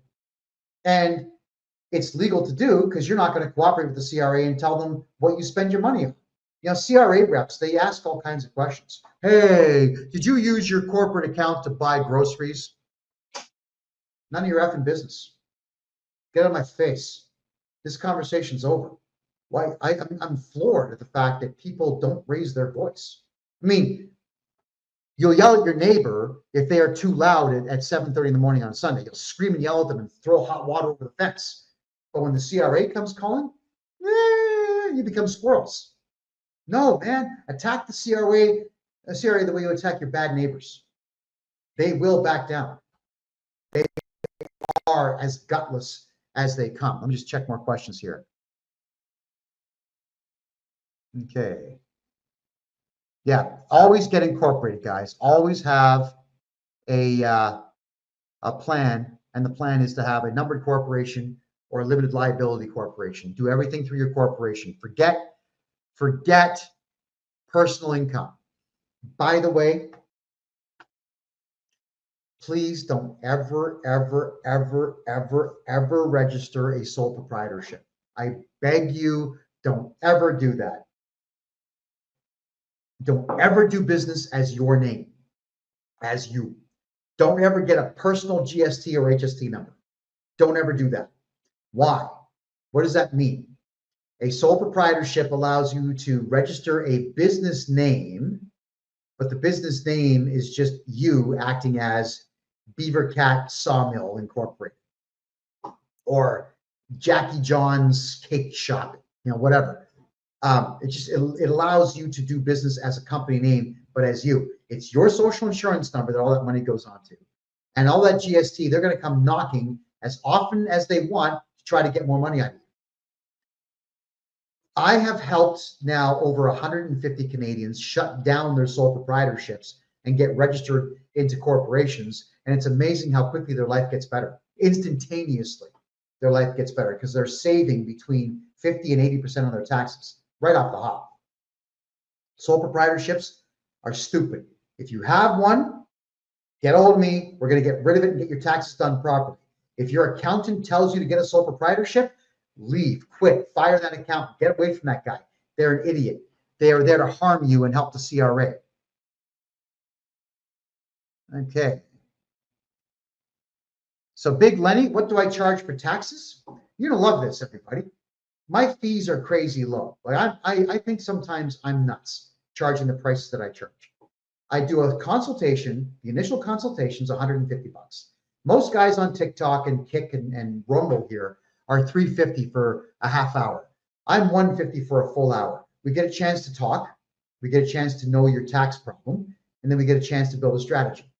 Then, if we're doing your personal taxes, if it's not complicated, it's $250 per year. That's it, but they're going to get done right. I'm not H&R Block, right? But I hate those guys. We do them correctly. I don't use software. We go through everything and it's done on paper because we can adjust whatever we want to without the software dictating terms to us. If you're looking to do your corporate taxes, most accountants are $5,000 per tax year. And $50 says you'll still owe money, but I am between $1,250 and $2,000, depending on how complex your tax case is. $1,250 is the low and $2,000 is the high. I have never gone over $2,000 per year for corporate taxes, and I do them right. And again, I do them on paper. I don't use their electronic nonsense because that never works in your favor. Always works in their favor. So that's there's other services that we offer, like opening up a bank account for you down here in Panama is 950 Canadian dollars or 660 US. I take all your paperwork into the bank and they register your bank account for you within 5 days. And you get a debit card, you get internet banking, it's all in English, you get everything done, your money is safe, completely safe from the CRA. If you want a corporation down here, my lawyer charges $3,000 US, that's the corporation fully registered, and the corporate bank account fully registered, done. These are things that we do for people to get their money out of Canada. There's other stuff that we're going to be doing in the United States as well. More information on that coming soon. Just checking your questions here. So Steve, you're saying if it's a First Nations company, to get the benefits, it has to be a sole proprietor. Okay. If it's a First Nations business or a Native-owned business, do you know how much fun we can have with the paperwork on that? The CRA grants so many kickbacks and so many, what do we call them here? Not even loopholes. It's just everything's in your favor. There's so much that we can do to bring your tax bill down to zero if you're a Native-owned business. Get a hold of me. I thoroughly enjoy doing those tax returns, by the way. Is bankruptcy the only thing that someone can do? It's the last thing you do. Bankruptcy is last. There are so many things we can do to get your tax bill down to the bare minimum. You don't have to go bankrupt if you've got me on your side. You got to remember, these bankruptcy people, they'll always say, yeah, go bankrupt, because they just want your 10 grand. Or if it's a lawyer, they want your $50,000, $60,000, $70,000. But the point I want to make here is it doesn't mean that they're going to do a good job. It just means they're going to make money off you. And if you're going to go bankrupt, do you have $70,000 to go? What's the point of going bankrupt if you got to pay $70,000 to do it? It's lunacy. And you know, to go bankrupt in Canada, I think that the trustee fee right now is $2,000. So if you have no money, you still have to find $2,000 to go bankrupt. Also, absolutely insane. But we can save most of what you have wrong in your taxation life before bankruptcy. Okay, so Marie says, all right, so you have a sole proprietorship that you can't, okay, if you've got a massive sole proprietorship bill, you got to get a hold of me. All right, there's ways that we can fix that problem, but do not go to a standard accountant who says, yeah, they'll audit you, so cooperate. I'm telling you, no. They might want to audit you. I'm going to tell the guy to go packing, pound sand, stuff it, a few other unkind phrases, and we're going to get rid of the audit and just fix your life for you. That is what I do. For me, it's a war. Every single time someone says they have a tax bill they can't pay, that's me going to war with the CRA. It's a battle that we can win every single time. Marie says, my husband has a small landscaping company. It's just him. Does he have to pay personal income tax? If he's under a corporation, you have a corporation? No, you don't. But I still recommend you get that consultation. It's only $150 for an hour. And for the rest of this year, there's no tax on that. So hurry up and get that done fast. No, but I need to explain it. And it takes an hour to go through how to operate your small business and not pay personal income tax and just the corporate tax on it, which is very low in comparison.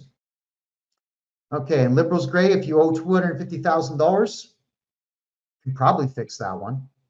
That'd be a challenge, but I'm up to it. Is there any way to escape paying taxes on a 401k withdrawal? All right, the 401k, that's an American thing. And right now, the only tax law that I have studied in the United States is corporate tax law. That's it. And even then, excuse me, it's only been for the last 6 months. It hasn't been 40 years like it is for all the Canadian tax law that I've studied. What you need to look into is tax shelter withdrawals. So for example, in Canada here, we have a tax shelter withdrawal, completely legal, where I'll save you at the low end 18% and at the high end 30% on your RRSPs and RESPs and your GIC withdrawals. So imagine getting back almost 30% in tax when they take off almost 48% in the first place. It's criminal what they do, but there are ways to get money back. My friend, I wish I knew more. I truly don't. Give me a year. I know it sucks me to say that, but I will be studying American tax law over the next year because the money's in the United States. Let's be honest. And I want to be an American pro as well as a Canadian pro. Nadia says, I was audited. They sent me a bill of $40,000. Please help. Okay, Nadia, we can have the decision that they made stricken by appealing it. The auditor probably did not inform you of your right to remain silent, probably did not inform you that you had the right to a lawyer, probably told you that you had to cooperate, probably told you that he had the right to do what he was doing. That's duress. That's extortion. And here's the other one. Section 423 of the Criminal Code of Canada, intimidation. If you want, I'll help you file charges against the son of a bitch. I'll gladly do that. Section 423 of the Canadian Criminal Code says you go bye-bye for 5 years if you intimidate somebody utilizing your position to do so. So, Nadia, you get a hold of me. Let's file criminal charges against the auditor and let's get that audit removed from your record there and get your money back where it belongs, and that's in your pocket. All right. I got to reach out to you. My accounts are frozen. How would I send you money? Liberty. Okay, so liberals are gay. I like that name. Get a hold of me. Just go to my website, hit the contact form. Just put liberals are gay. I'll remember that in the subject line, please. And I'll get back to you within 24 hours. It takes about 24 hours now to get to my email. I will get back to you. We'll get you a solution. If you're having a difficult time with your bank accounts, what we got to do is we have to fix your taxes to get your bank accounts unlocked. Also, we have to appeal their decision. All right, so anybody that wants to get a hold of me, head over to my personal website. My name is Kevin J. Johnston, Kevin, middle initial J, last name JOHNSTON .me or .com, both are fine, and hit the contact form. Give me your name, phone number, the brief synopsis. I don't need the novel, and we will start talking ASAP and start to fix your problems ASAP. Okay, so the CRA says that you owe $15,000 in harmonized sales tax. Not when I'm done with your file. Get a hold of me, please. Is there a way not to pay tax on dividends? Yes, Brian. You don't take them. Why would you ever take a dividend? Oh, hold on. I know why. Because you have a bad accountant who told you it was a good idea. That's why. No. How would you like to be able to do it tax-free? I bet you just love to know this one. We do not do dividends when you are taking money from your corporation. Let's say you put $1 million into your corporation in the year 2000. It's your money. You've already been taxed on that money.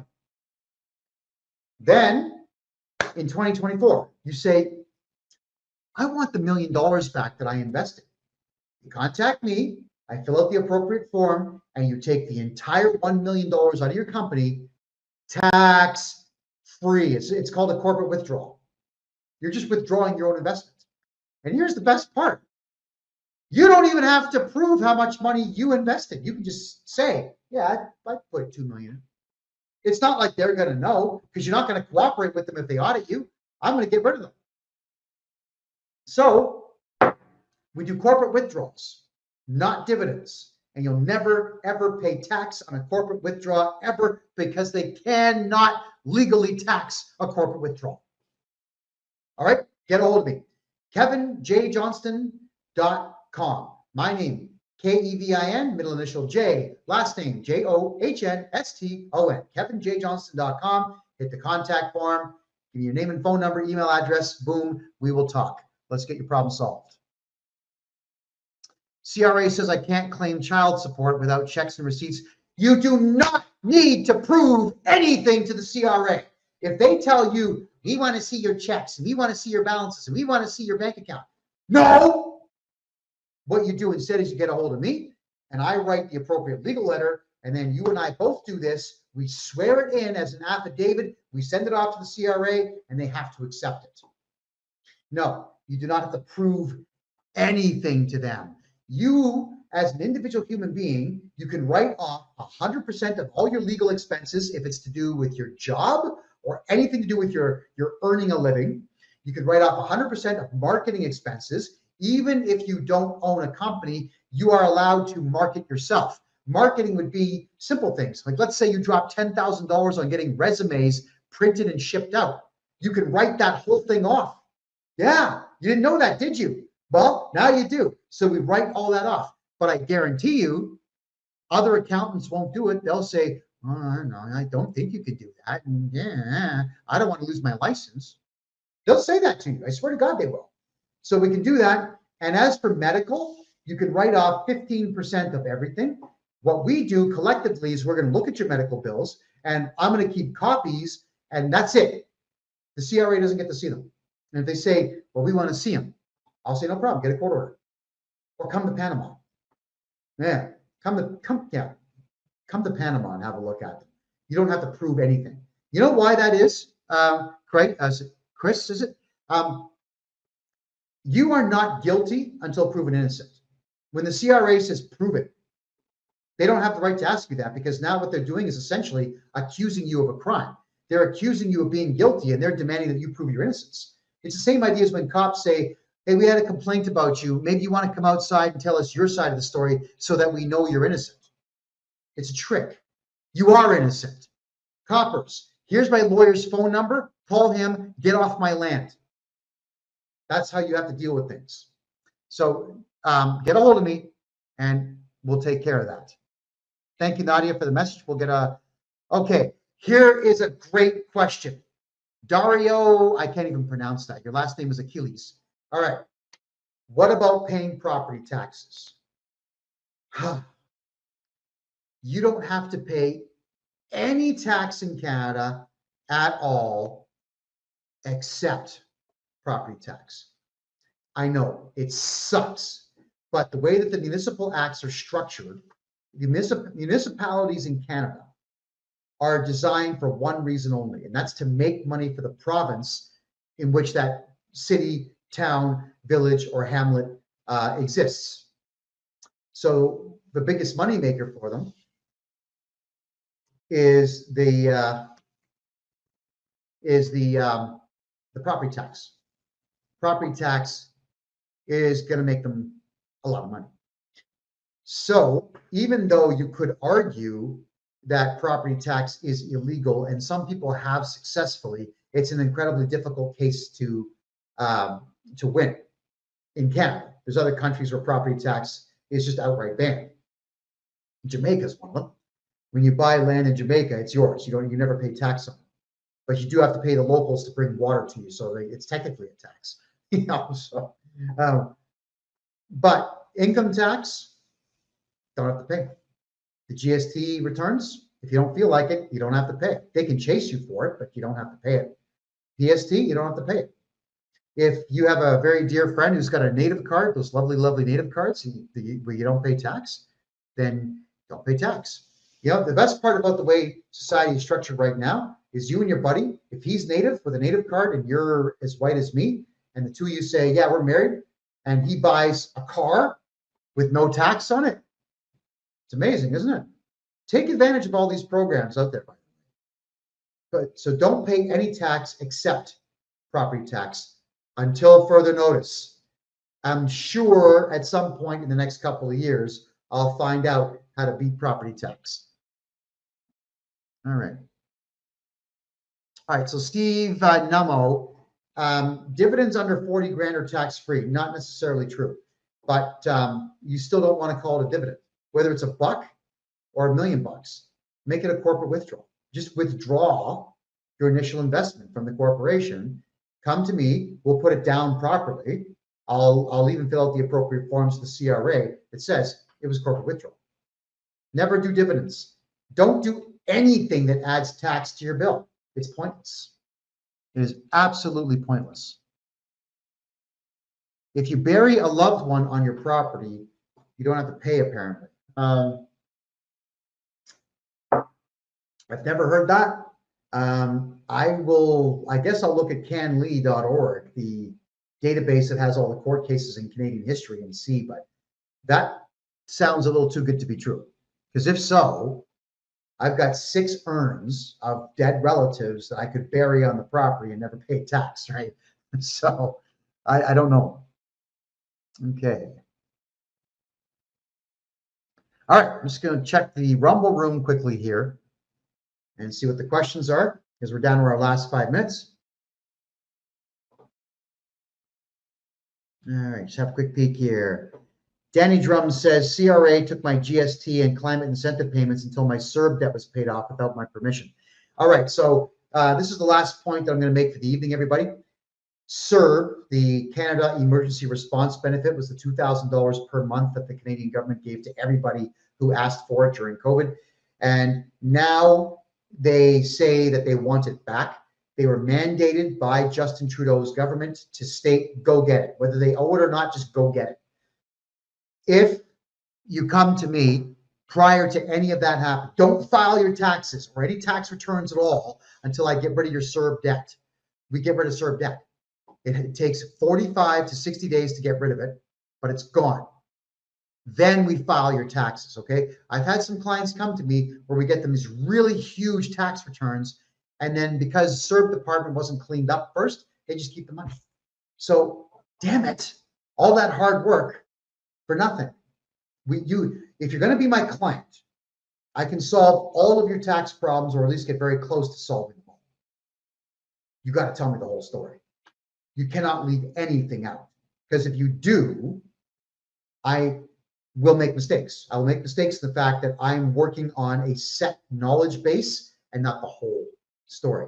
Dondra, if you already paid CERB, unfortunately, there's no way to get it back, because they'll close the CERB file unless you want to sue the individual agent for tort harassment.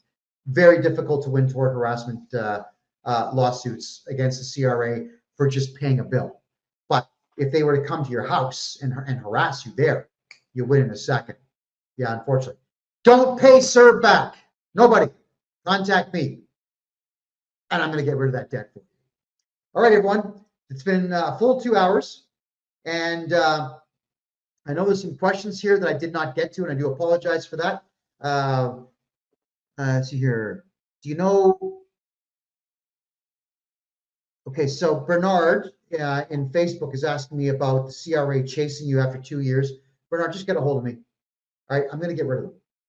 They have very strict rules they have to follow once I tell them what rules they have to follow. So that's what you got to do.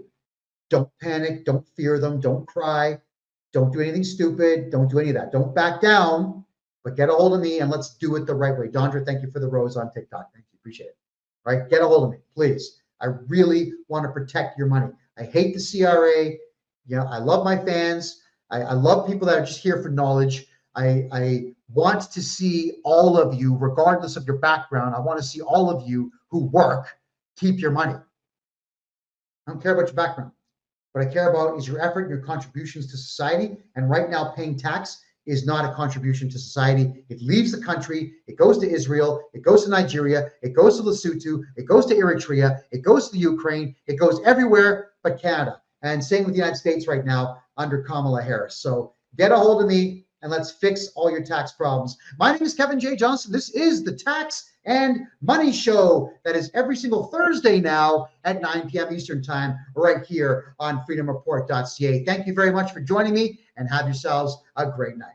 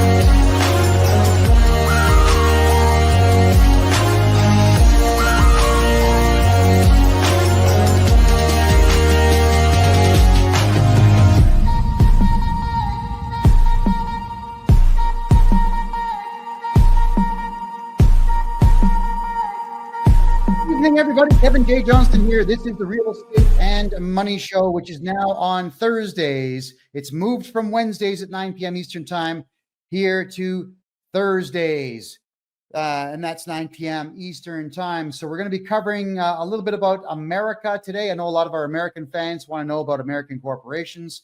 This is not just a Canada show any longer because Canada and the United States, well, both countries are having a boatload of problems with taxation.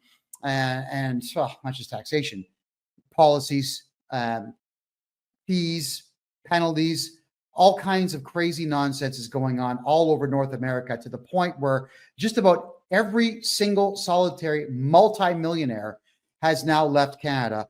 All of the billionaires have left the United Kingdom because of all the crazy garbage going on in those countries. And they're going to places like Argentina, here in Panama. They're even heading out to Colombia. So you know that we have Michael McCormick, who's he's been my partner in crime for a long time now, 8 years. And we've been to the war zone in Myanmar together. And we've worked together now for the last year building up this business, this new empire. Well, he just reported from Colombia. He's been invited to do a 3-country tour right now. So he's in Colombia today. Calls me up saying he cannot believe how many Canadians and Americans and Brits that there are in Colombia, because Colombia has become incredibly inexpensive. It's even cheaper than Panama.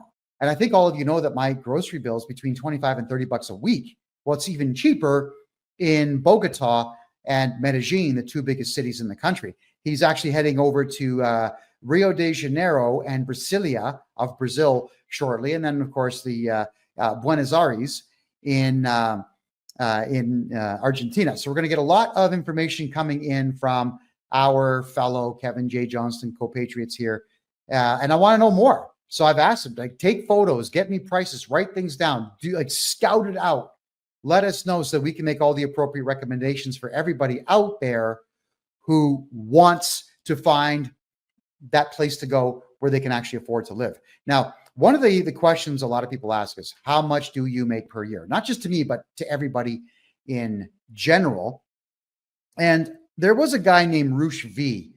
He was very obnoxious for the longest time. Good for him. He made money doing it. He was a pickup artist, as they say. But you don't have to like the guy. You just have to like what he discovered and what he would share with everybody.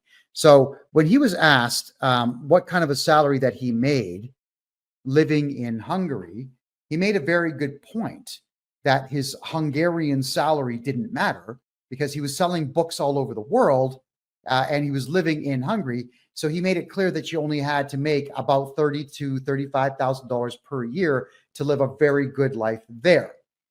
Slovenia is in the same situation. You don't need hundreds upon hundreds of thousands of dollars to live in these countries. Here in Panama, for example, I live in a building that's got not 1, but 2 rooftop pools. It's got an art gallery built into it, and it's got security at the door, security at the elevators. And in general, it's just a very modern building in a very good neighborhood. And in that, if I factor in the apartment, the electricity, and all my groceries, it's probably $30,000 to $31,000 per year to live in Panama. Now, I could cut that in half by leaving the downtown core of Panama City and heading out to the north end, like maybe Cologne or Bocas del Toro, anywhere on the Caribbean side. But I love the big capital here, so I'm going to stay. Now, factor in, compare that to Toronto, Montreal, Ottawa, New York, Los Angeles, Philadelphia, places like that where there's mountains of civil unrest in those cities. And property taxes are between $5,000 and $10,000 a year for humble and, let's be honest, garbage houses built by crappy tradesmen in areas that aren't that great. And on top of all that, the average Canadian is blowing 30 bucks a day for every 2 people that live in their household. And that's just on basic food. That's not all the necessities. Yeah, when I factor in expenses down here, things like cortisone cream. You get a little bit of dry skin sometimes down here. Cortisone cream, $4 for a medium-sized tube. That stuff's $20, $25 back in Canada. 5.5 pound chickens are about $4 to $6 for the whole thing. Down here, ice cream is a huge thing. The Panamanians love their ice cream. So the average ice cream cone is just it's a buck, just a buck everywhere you go. And it's not just the smooth serve stuff from McDonald's. It's real ice cream. They have real food in Panama for those prices. So there are better ways to make money by, if you work remotely, living in countries where you can actually afford to live. And unfortunately, that's just not Canada anymore. It really isn't. I speak to a lot of people on a daily basis now, because most of my clients are still in Canada, and they just can't make ends meet. They just cannot make ends meet between income tax, between the provincial sales taxes, the gasoline taxes, the liquor taxes, the entertainment taxes now, the hotel taxes, the regional taxes, the carbon taxes. They just can't make it. And I'm thinking about all the taxes that I pay here in Panama, and it's zero. It's zero. I've been here 6 months, 6.5 months now, and I don't pay tax. I have a corporation down here, and the corporation is registered. It's got a bank account down here, but because all of my income comes in from Canada, United States, and a little bit from the United Kingdom, this is a tax haven country. It's a tax-free zone. The tax-free zone here allows me to have a corporation here, make money abroad, bring it here, declare it, and not pay tax on it. Paraguay, same thing. There are other tax havens out there. I haven't been to them yet, and I haven't been to Paraguay to tell you if it's a good place or a bad place. I really don't know. I will check it out for myself before I make any opinions or offer any suggestions to you. So tonight, everyone, I want to talk about corporations and why they are the most important thing on the planet. And for those who are asking political questions, everyone, the Thursday night show is about real estate, money, and taxes. So we don't actually do political stuff unless it's to do with those three things. So reserve your political questions for Tuesday's show at the same time, 9 p.m. Eastern time, please. And thank you. Well, not one, not two, not five, but a dozen clients this week of mine in Canada all sent me an email that came in from Bank of Montreal. Now in Canada, we have federally chartered banks. They're the big five, we call them. Bank of Montreal, Toronto Dominion Bank that just got hit with a $3 billion fine in the United States. Scotia Bank. It used to be called the Bank of Nova Scotia. Now it's just Scotia Bank. They shortened it. There's HSBC, Hong Kong Bank, whatever the hell it is. And then there's Royal Bank. And the other one that could be considered big would be National Bank of Canada. They are federally chartered. So there are 6, but only 5 are considered monumentally large. Well, these large banks have no obligations to abide by anything that the Canada Revenue Agency says. Now, the Canada Revenue Agency, for our American fans, are just like the IRS, but far less power, like really far less power. I know this because I mess with these people every single day. I argue with these people politely until they're rude, and then I'm not really rude back, but I will bark at them in exactly the right way. Of course, I threaten them all the time. I threaten them with legal action. I threaten them with deportation. I threaten them with criminal charges. And if they really get on my nerves, I carry through. But the Canada Revenue Agency is going broke. For those who are not familiar with how Canada functions, Canada is a country. It's not a country. I'm sorry. It's a dominion posing as a country. Canada has 10 provinces. Each one, almost all of them actually, are bigger than Texas land-wise, with the exception of everything on the East Coast. And these provinces are independent countries. They have their own ability to charter banks. They have their own highway numbering systems. They have their own accounting systems. They have their own taxations systems. They've got their own hospitalization plans, their own education systems. Everything is independent. The only thing that really is federal in the 10 provinces of Canada is the one federal highway called the Trans-Canada, which sucks. It's a horrible piece of road. And the airports. The airports are run and policed by the local areas, but they are federally governed, which only makes sense. You don't want to have different laws for planes landing. So with these provinces being essentially independent countries, there is absolutely no cooperation whatsoever between them. So the federal government is supposed to step in and make sure all 10 of them play nice, which it doesn't do. The federal government just really dictates terms to them. And the provinces that are run by left-wing loonies are extremely liberal, just like Democrat states in the United States. They are going broke, very rapidly going broke. And because of the fact that you've got Quebec, which has Montreal and Quebec City, huge cities in comparison to most, the province of Ontario that has the capital of Ottawa, the provincial capital of Toronto, Niagara Falls, the steel capital of the country being Hamilton, and then you've got another large city called Windsor, which borders Detroit on the American side. Then you've also got British Columbia, which is extremely far left, and that houses Vancouver and the greater Vancouver area. So between those provinces, you're looking at more than half the country's population, and they are all extremely far left. They're run by far left governments. They are run by far left courts. The police departments are all far left, and all the investment has left those provinces. So those provinces are going broke. The Canada Revenue Agency, as a result of no longer being able to collect the vast swath of tax it used to from those major centers, is going broke. We're actually putting forward predictions here in my office that the Canada Revenue Agency is going to be bankrupt in 5 to 10 years. They're just not making money anymore, which is why they've got these ridiculous mandates to collect as much money from you as they possibly can. So they have an AI system that writes poorly written letters, and they're threatening every Canadian out there saying, our records show you owe money. They can't prove it, and they never do prove it. And when I demand that they do prove it, they ignore me, and then we always just win in court against the Canada Revenue Agency. So here's how it really works with the Canada Revenue Agency. Everybody,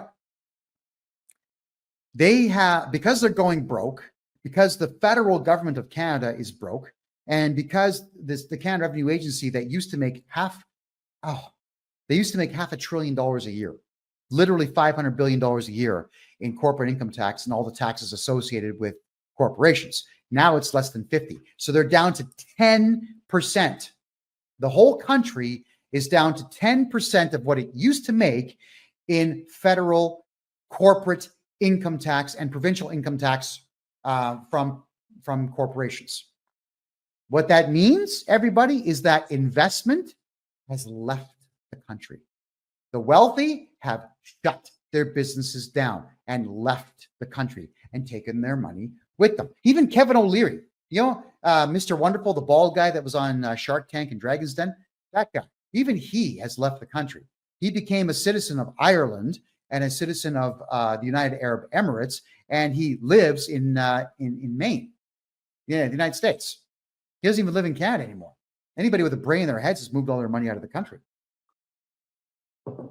But when you hear what I've got to say tonight, you'll know the dangers with the Canada Revenue Agency and keeping your money in Canada, but also how you can keep money in Canada completely safe. And that's what tonight's show is all about.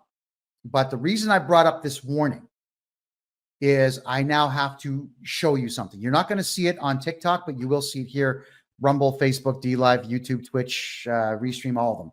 Let me flip it up now. This came in from the Bank of Montreal. It's an absolutely ridiculous thing, but I'm going to read this now for everybody. This email is going out to hundreds of thousands of Canadians, by the way, everyone. From time to time, we review customer profiles to ensure we have complete and up-to-date information to meet our regulatory obligations. Upon a recent review of your banking profile, we have determined that we do not have a completed confirmation of your declaration of tax residency on file. So I'm going to just stop it there for a second. If you are a Canadian citizen, you do not have to prove to anyone inside of Canada that you are a Canadian citizen. You do not have to prove it to anyone, especially the banks. You just don't. So if you value privacy, which you should, you would not cooperate with this. And I'm going to explain how to not cooperate with this. Let me read further. This is the Bank of Montreal telling Canadians this. They say that Part 18 and Part 19 of the Income Tax Act requires Canadian financial institutions to obtain a customer's tax residency information and report accurate information of non-residents of Canada and U.S. citizens to the Canada Revenue Agency. Okay, so you see right there, it says non-Canadians and Americans. But you're still not, if you're an American citizen doing banking in Canada, you're not even obligated to fill that form out. You can just have the bank account. So this thing here, the word requires in Canadian law is a request. Correct. It's not a legally binding statement. It's not a law. It is a request. So the bank is saying that the Canada Revenue Agency might request to see your residency. Okay, well, they can request whatever they want. The correct answer to the CRA is the middle finger, right now and forever. You don't ever want to cooperate with that. And again, this is the Bank of Montreal, a private institution, asking for these things. Then it says, please note that the required information, if the required information is not provided to confirm your tax status, Bank of Montreal may be required to report your banking information to the CRA. So what they're saying is, well, if you ignore us, we might have to give it to CRA. But you notice how they use the word may. May. It means that if they get a court order, which the CRA does not get, then they'll give it up. But look at how it's being worded. Now, let me finish this thing off because it gets worse, everyone. We require a complete and signed RC 518, which is a declaration of tax residence for individuals, to be on file with BMO within 30 days of this email. Again, require, we require is we request. You don't have to do that. You are a Canadian citizen, or if you are a resident of Canada or a business owner in Canada, you're not required. So that means there's no gun to your head saying that you have to do this. They're saying we require it. It's a request. I require everybody watching this show right now to send me $100,000. What's your answer, everyone? What would you all say to that? You'd probably tell me where to go, wouldn't you? Well, we all have the right to tell the CRA where to go, and we all have the right to politely decline or rudely decline. It's up to you which way you want to go. Any of these requests that are being made of any institution of us at any time. Why?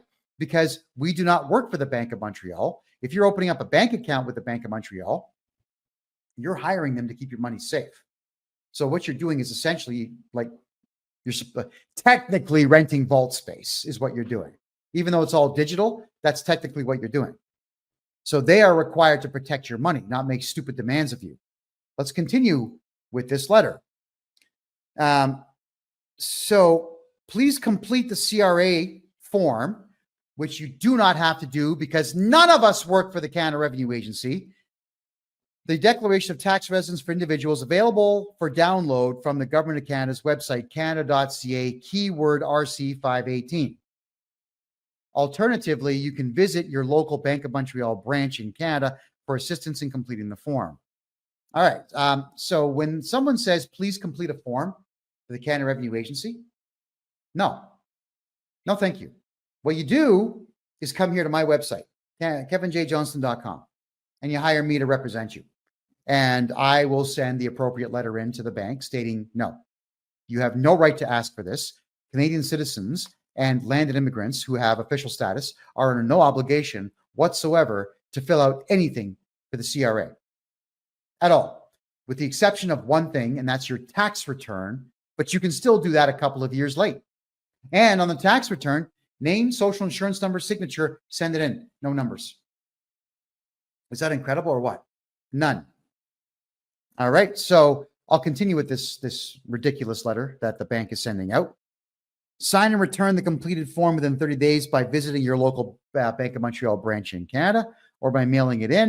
And if you're a client of BMO Private Banking, please contact your relationship manager to have your information updated. If you do not have an assigned relationship manager or have any questions or concerns, you may bring this email to your nearest BMO branch. Okay, so essentially here, The courts in Canada have already ruled on this. Nobody can give you two choices which end up being the same thing, not legally.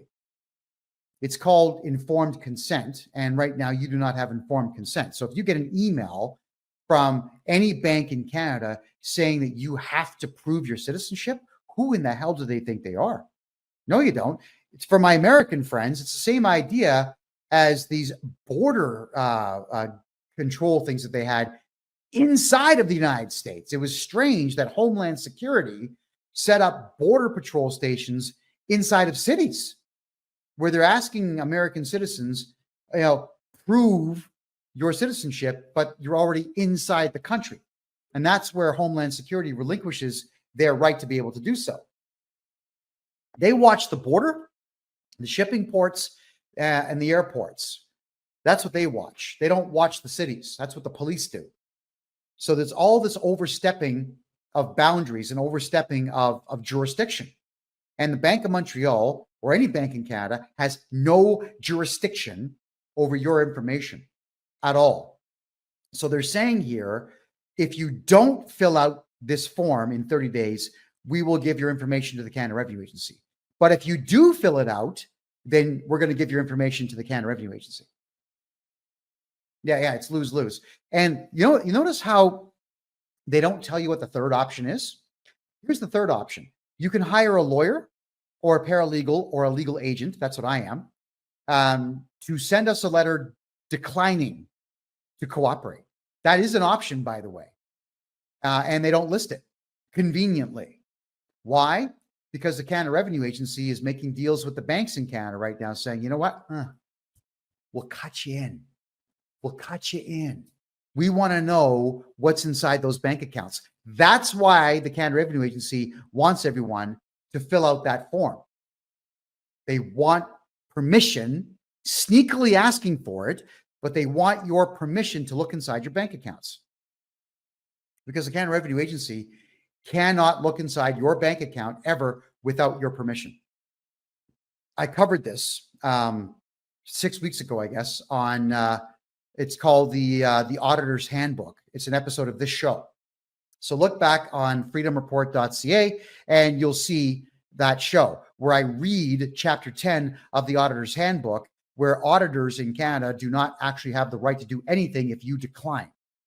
If you decline to give them permission, then it's over. And I do this all the time for my clients. Clients call me up, mostly in tears. Oh, I got an auditor coming to my office. Yeah, okay. Hire me, and no, you don't.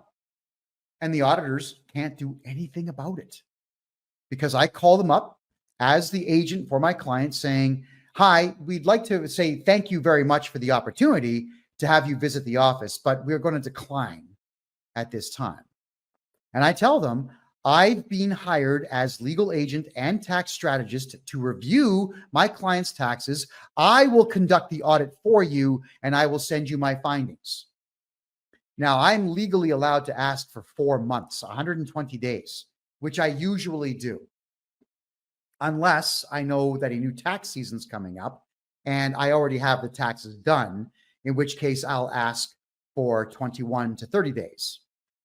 So Canada, I don't know if you can do this in the States. I really don't know about IRS auditing procedures, but I do know that in Canada, you do not have to cooperate with an auditor, a tax auditor. You do not have to cooperate with the CRA in any way, shape, or form. And if they assess you with taxes, you contact me. We issue an appeal notice right away, and we take them to tax court. And in that time, we'll go through your tax file, fix everything up, and get rid of your tax debt anyway.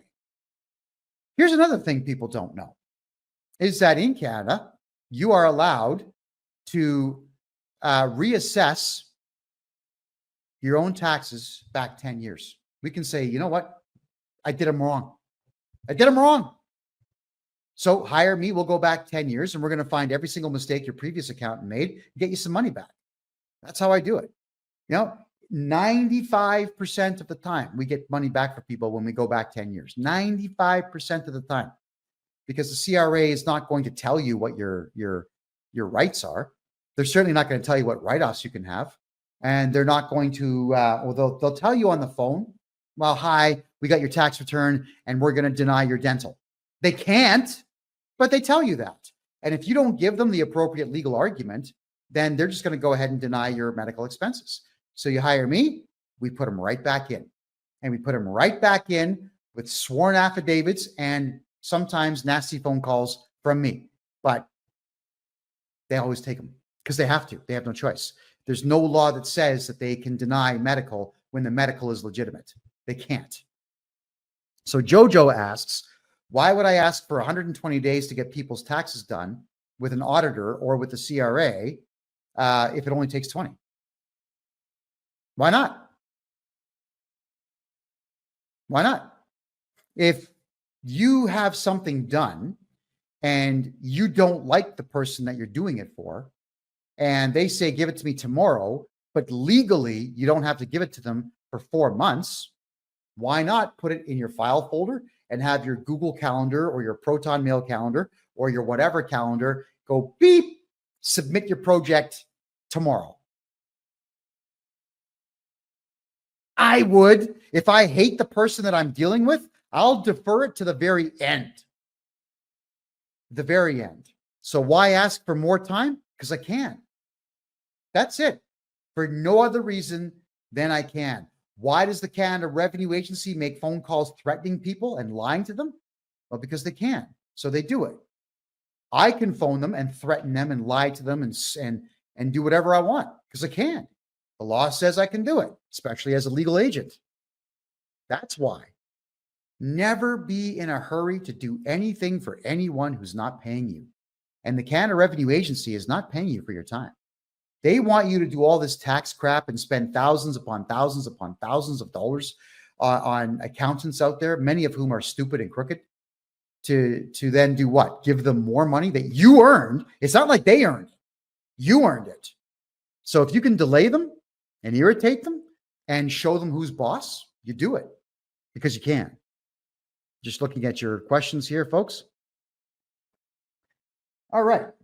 So in Canada, with the Canada Revenue Agency being broke and going out of their way to shut down people's bank accounts and trying their best to get their hands on people's houses and whatnot, all we've got to do is we put forward an appeal. And, oh, Connie, you're in a fight with the CRA? Get a hold of me on my website. Someone please put my website in the subject line there so that she can see it. Thank you. We appeal it. And there's something called Clause 7 of the Taxpayers' Bill of Rights that says you do not have to pay any tax while your tax bill is in dispute. And it takes about a year to a year and a half to get a court date, by the way, for tax court, which is great. And tax court in Canada is not even a real court. It's a tribunal. So if the judge sides with the Canada Revenue Agency, we just appeal it. That's all we do and tie it up longer. The idea is if you owe tax dollars in Canada, you got to get a hold of me. We're going to appeal everything. And then whilst that appeal is on, and while they're scrutinizing the appeal, then we're going to go ahead and move all of your personal property out of your name, all your money out of your personal bank accounts. We move everything. Where do we move your money? If you want to leave it in your personal name, it has to leave Canada. So I will get you bank accounts in the United States. Oh yeah, this definitely applies to GST, everybody. Absolutely it does. You can appeal any GST decision, period, or HST. And someone, H is asking how to get a hold of me. Give them my website address, please. Use the contact form. Get a hold of me there. So with the appeal process, you don't owe money. We stretch the appeal out, and then we move your money. I'm going to help you move your money into the United States, because the Americans are not going to cooperate with the Canada Revenue Agency. I can tell you that right now. Canada does not have any jurisdiction outside of what the courts are labeled to do. All right. What I mean by that is if you have an arrest warrant in the province of Ontario or Quebec, and it's for what they call a provincial offense, which is not what the Americans call a felony, be more of a misdemeanor, then that warrant is only valid in that province. So you get pulled over right next door in the other province, and there's nothing the cops can do about it. period, because it's not valid. There's no jurisdiction in the province of Quebec to hand people over to the province of Ontario on simple warrants like that.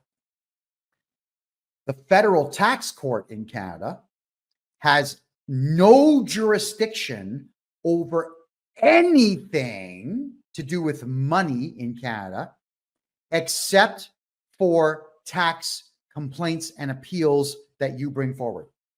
So if you got screwed by your municipality and you want to take it to tax court, you can't do it. You got to take that to a provincial court and sue the city. Federal tax court has no jurisdiction over municipal taxes and fines, and no jurisdiction over provincial taxes and fines. So what does it exist for exactly? Well, it's to give the illusion that you have an actual court to protect you from the CRA. In reality, it's actually run by the Canada Revenue Agency. So in the cases where the Canada Revenue Agency does not show up for court, we win by default. In the cases where the CRA does show up and the judge just maybe doesn't like me, and I'm not popular with judges in Canada. I'm also not popular with the government in Canada because I tell the truth about them. And I remember, I cost Justin Trudeau over $100 million. That was me in 2017. I am so proud of that. I am so proud of that. So I'm not popular with the government, but that's okay. I don't have to be. I don't like them any more than they like me. So sometimes judges say, well, we're not going to let Mr. Johnston here represent you because he's not a licensed lawyer, which in Canada, you don't have to be. So we just appeal that decision and go back to court and keep appealing. And eventually we'll take it to the Supreme Court of Canada, which operates separately from the tax court in its entirety. So if the country of Canada makes a switch to a conservative government next year, it's not going to be fixed. It just might be a little more fair in the courts for conservatives. That's all that it is. So don't think for a second that when Trudeau leaves office next year, should Pierre Poilievre win as a conservative, that there's going to be this monumental fixing of the country. Canada's broke. It's done. The country has no money.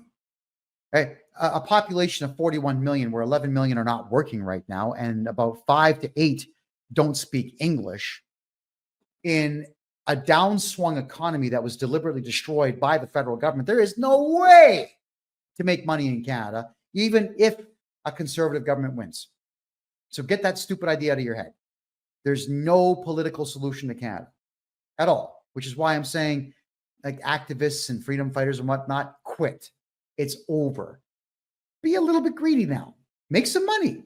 There's nothing wrong with making money. The rest of the world out there wants to become G20. Panama here will be G20 in less than 10 years. I can promise you that. There's money everywhere here. The new government here wants to do nothing but make money. Holy crap. People around the world want to make money. In Canada, people don't want to make money. They seem to be afraid of it. They absolutely seem to be terrified of making money. You know, they don't want to charge what they're worth. They don't want to collect their bills. They're eager to pay taxes. They're afraid of the CRA. They're afraid of the police. They're afraid of the government. Yeah. Here in Panama, when I negotiate to do business with a law firm or a bank or a government official, they do business. Try doing business with a politician in Canada or a bank in Canada. It's not going to happen. The banks in Panama, just like in the United States, are capital-based banks. So you can raise capital in the banks and actually go out and open a business and make money. In Canada, it's asset-based banking. So if you don't have a house, you're not going to get a bank loan. If you don't have RSPs or stocks and bonds that you can use as collateral, you're not getting a loan. Asset-based banking has screwed Canadians. That's why there's no economy anymore, because there's no way to raise capital in Canada. But there is a way to protect everything you have. And that's what I would like to talk about now. Oh, by the way, I want to finish off what I was going to say about the bank. The Bank of Montreal putting out this notice. If any of you get this notice where the Bank of Montreal is telling you to prove your citizenship, call me. Call me. I'll get the letter written for you, and we'll get the letter sent out to your bank, whether it's BMO or any of the other ones, and let them know that the answer is a resounding no. We will not fill that form out. Canadian citizens are not obligated to do so. And by the way, you will not share my client's private information with the Canada Revenue Agency. There we are. Okay. How does one keep their money in Canada and protect it from the government? Essentially, oh, hold on, wait. We got a question here. What happens when Canada Stan becomes fully insolvent? Well, the Canadian dollar will crash. It'll go down to maybe 10% of its value. And then Canadians will really be hurting, because if they did not switch their Canadian dollars to something a bit better in that time, they're going to lose it. They'll lose their money. Now, I want to say to everybody here that the federal bank charter, the actual Bank Act, was going to expire in June of next year. I did 5 shows about that with Rob Anders, who's a former member of parliament. He used to work with that idiot Justin Trudeau. So we did 5 episodes telling Canadians that the Bank Act is going to expire and it's time to get your money out of Canada. Well, since the Royal Canadian Mounted Police watch every show I do, and since CSIS, the Canadian spy agency, watches my show, and both agencies file reports to Justin Trudeau, they actually told Trudeau, this Johnston guy is telling people to do a bank run. You might want to do something about this. So thanks to me and thanks to Rob Anders, we got you 2 extra years. So the Bank Act has got a 2-year extension added to it, which means the Canadian dollar right now is going to have value until June 30th of 2026. I'm sorry, 2027, my mistake. So you got 2.5 more years. What happens then? If there's a conservative government, maybe they'll extend it. If it's going to be Justin Trudeau pulling off some kind of cheat, then you can expect it to completely expire and the Canadian dollar to completely disappear.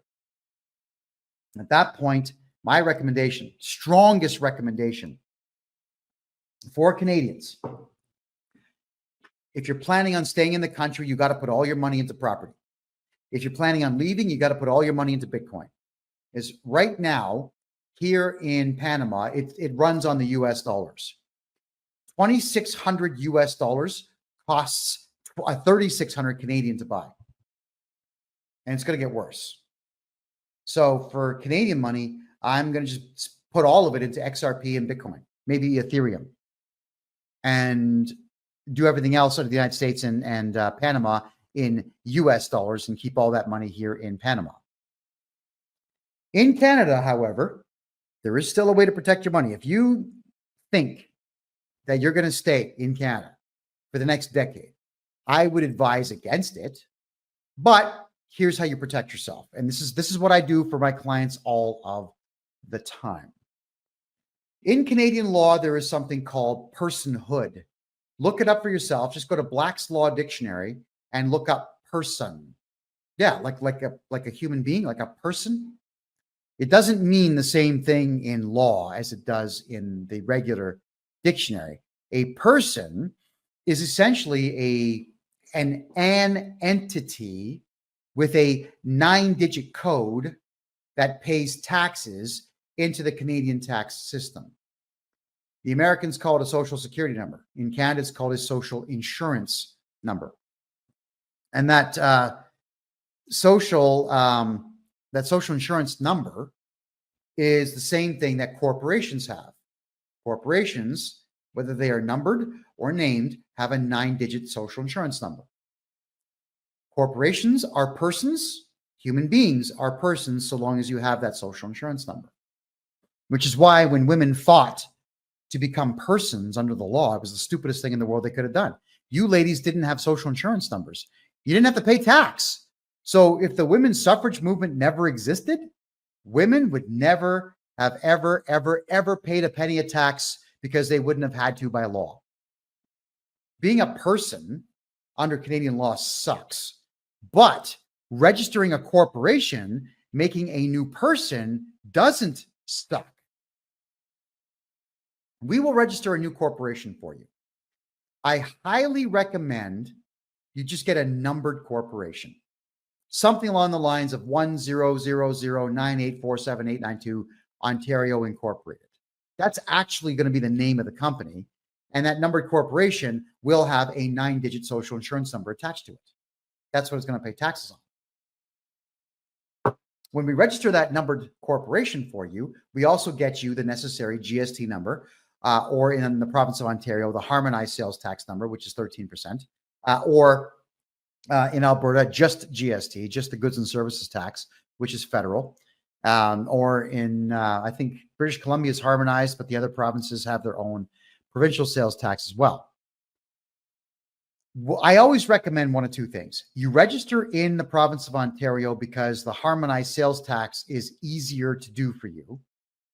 Or in Alberta, because in Alberta, you can bank with provincially chartered banks. I'm going to explain all that. The numbered corporation allows you to do business under any name you want. So when you register a corporation with me, I write your corporate bylaws for you, and the corporate bylaws will dictate. We do business as John's Garage, Jake's Garage, Steve's Auto Body, Rick's Auto Suspension Plant, whatever. You can have as many names as you want. And so long as those names are in your corporate bylaws and you update your bank with those corporate bylaws saying, here's our corporate bylaws, these are all the names that checks will get written to, the bank will say, okay, because they have to. And it gets really, really, really, really handy when you can have as many names as you want. Now, what everyone, I guess, kind of forgets about corporations is that you can decide with that corporation to do business properly or improperly, not legally or illegally. Those are not concepts that we're talking about here. To do something illegal would be to steal someone's car. To do something improperly would be to get into somebody's car with a sandwich on a big Kaiser bun that's dry and crunch into it and get crumbs all over the place. That's improper. And then if you get kicked out of the guy's car and you don't go, you're still conducting yourself improperly until he calls the police and tells them you're trespassing, in which case you're doing something illegal. So you can improperly run your corporation, which means that you're simply going to ignore all of the Canada Revenue Agency's rules and policies. Because even though the Canada Revenue Agency is funded by the federal government to make money for the federal government, it's still not directly a government agency. The federal government always says, that's not us, guys. That's the CRA. You got to talk to them. That way they get to wash their hands of the liabilities that the CRA would invariably bring upon them.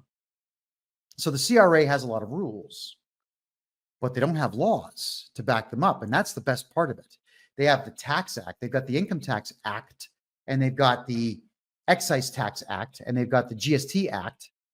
But the acts are not directly laws. So we, the people, can use those acts against them, and we can use them to our advantage. But the act, when they quote, they're not quoting law. Thank you, Dondra. They're not quoting laws. They're quoting guidelines. So when the CRA comes to me saying, you know, Kevin, you can't yell at us that way. Okay, show me the law that says I can't call you when you're breaking the law yourselves and raise my voice to warn you that we are this close to losing our patience with you and this close to charging you criminally. Show me where it says I can't tell you that. They can't. Show me where I must tell you how much money I make.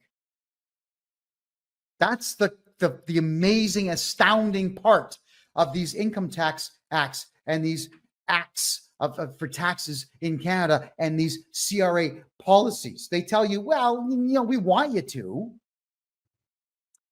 but the word voluntary shows up more than the word must in all of these laws. So if you are being told that you can, not must, you can voluntarily tell the Canada Revenue Agency how much money you made. You can also voluntarily give them the middle finger and not tell them. Oh, yeah. Oh, yeah. You can just not tell them. The Canadian tax return has no law. There are no laws that state that you must fill out any of the lines within it. You put your name and social insurance number at the top, or your person number at the top. And you look at all these numbers where they say, tell us what you made in rent on a secondary house. Well, why would you tell them that you have a second house? None of their business. You know, they also have lines for things like the value of antiques that you've sold, or things that are considered collector items like collector cars. Let's say you had a 1938 Duesenberg, or that'd be a 1928 Duesenberg. That would be worth about $7 million. It's your car. And if you sell it, they're saying, like, write it down. Why? Why would you do that? It's your car. There's no law that says that you have to tell the CRA that you had a collector car, a 12-cylinder Duesenberg built before World War II, and then you sold it. All of you out there, don't just take my word for it. You can go to ChatGPT and tell ChatGPT, find the law that says I have to tell the Canada Revenue Agency that I have to divulge that I sold a car, that I have to divulge that I sold a house, that I have to divulge how much money I made gambling at a casino. And ChatGPT is going to come back and tell you there is no law. And if it doesn't tell you that, there are other AI software programs out there that are better. Some of them are actually even not left-wing in nature. So there's nothing out there that says the CRA has to get these things from you. But why take the chance, right? If the CRA locks your bank account, I can get it unlocked. It takes a while. You could be out of your bank for 6 months to a year. It takes a while. I got to get the whole thing redone for you. All your taxes redone. I've got to object, possibly file criminal charges against the representative, sue them, file motions in the court. It is a lot of work. Why put yourself through all that nonsense? Get the numbered corporation from me. We get you your HST number, and then we get you go out and get a new bank account. After you do that, we're going to remove you as the director of your corporation. Yeah, you're going to become 100% shareholder. And the director will be whomever you and I in a private conversation determine will be the director. And in the corporate bylaws that we write for you, there will be no voting rights for that director. Only the shareholder can vote, which is you. So now you own everything. Sorry, you control everything, but you own nothing. Isn't that amazing or what? We then take that numbered corporation that you completely control, and we put your home into it. We move your house into that corporation. We then go back to the bank, and we can even sign an affidavit stating that that corporation that you've opened up, now that your house is in it, is a holding company only. It doesn't do business. Ergo, the tax returns will go back in with the word null on them. No, holding company. A holding company is like giving birth to another human being that has no brain or nervous system, and you're acting as the brain and nervous system for them. But the liability is not on your shoulder. It's on the shoulder of this corporation that you control. I set this stuff up for people all the time. Then, if you're worried about your cash, okay, let's say, for example, you've got 5 or 6 personal bank accounts all over the country, and you owe the CRA 300 grand. First off, I'm going to get rid of that debt for you. But secondly, it's still your money.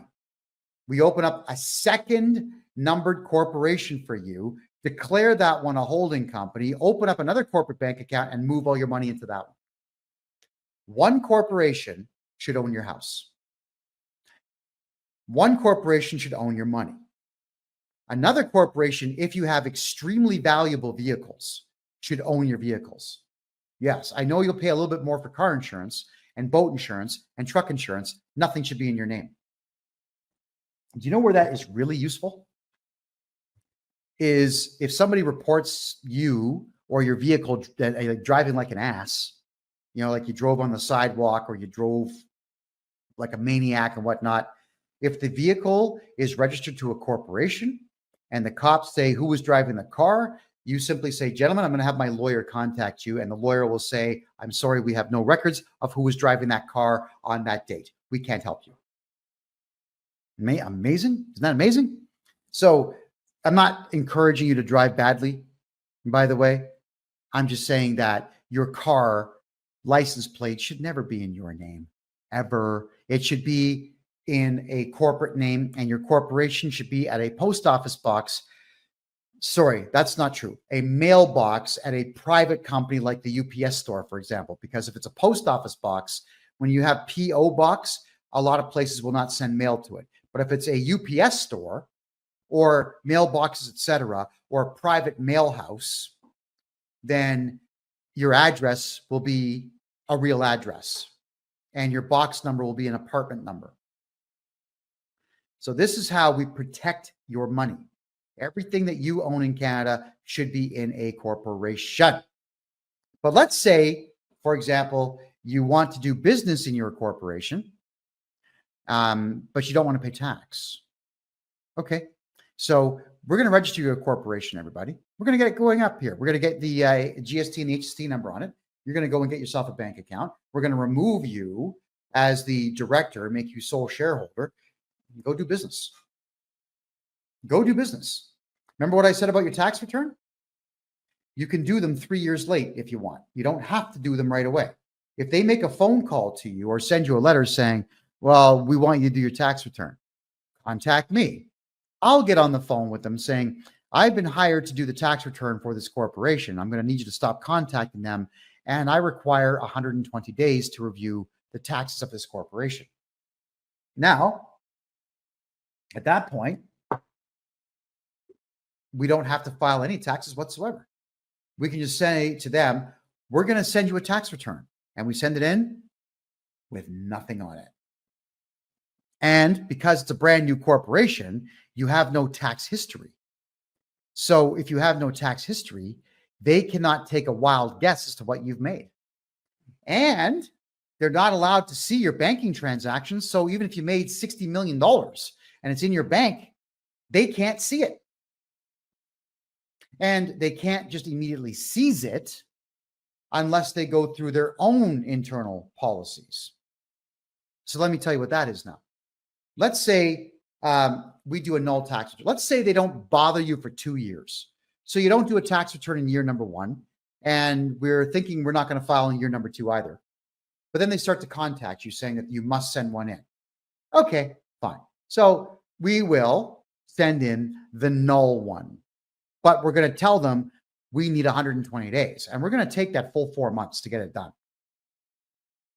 We then send it all in, and if they come back with an assessment stating that our records show that you owe money, we will appeal it. Because what the hell are they basing it on? If you got a brand new corporation, you're in business for 2 years, but you've never done a tax return, anything that they put in there is a guess. It's a lie. Stab in the dark. So we take them to tax court. The tax court date's not going to come up for about a year to a year and a half. Clause 7 of the Taxpayers' Bill of Rights says you do not owe tax until you've had an impartial review. So you can go another year of making as much money as you want, and you don't owe tax for that entire year until the hearing takes place. And I can represent you in that. If we win, great. If we lose, great. We're going to appeal it. You get 30 days to appeal that appeal. And we always submit them within like after 20 days. We wait. Stretch it out. What's the hurry? And then once we submit the appeal, we do what is called the perfection of the appeal, where we put all of our reasons for the appeal into that new appeal and then send that in. We get 60 days to submit that. So we take the full 60 days. We submit everything on day 59. So I just bought you another 90 days. Then in Canada, it'll take about 6 months to get the appeal hearing to be scheduled. And then we go and we present, saying to 3 judges, saying, here's all the errors in law the judge made. Ergo, we would like our appeal to go through, and all we're asking for is for everything the judge decided to be struck and that we don't owe any tax. And they're going to look at it saying, yeah, he did make mistakes in law. We're going to have to grant this appeal. Okay, now, here is what really happens with the CRA. Let's say in tax court, the judge says, no, I'm going to side with the Canada Revenue Agency on this. The Canada Revenue Agency can only do one thing. Only one thing. This is going to blow your mind. They can just send you another assessment. That's it. Do you know why? Because even on the federal tax court's website, they tell you right there, we have no jurisdiction to hand out monetary penalties to anyone on behalf of anyone. Translation: they can't give the CRA your money, and they can't give you the CRA's money. They can only say yes appeal, no appeal. That's all they can do. So when the CRA sends you in the assessment on the lost appeal, then we appeal that too. So now you've got 2 appeals on the same tax debt. By that time, you've sold me your corporation. You no longer even own the friggin' thing. All right? How's that sound? And you're into a new corporation at that point. That is what I do for people. We just use the stupid court system and all their stupid rules against them. This is not free man on the land stuff. All right? This is not sovereign citizen stuff. I don't do that crap because it doesn't work. This is the law. They wrote the laws. I didn't. We're just abiding by them to our advantage, which we are absolutely allowed to do. All right. So that is why we do the corporation thing in Canada, because you'll never have to pay a tax debt again. We're going to appeal everything the CRA says.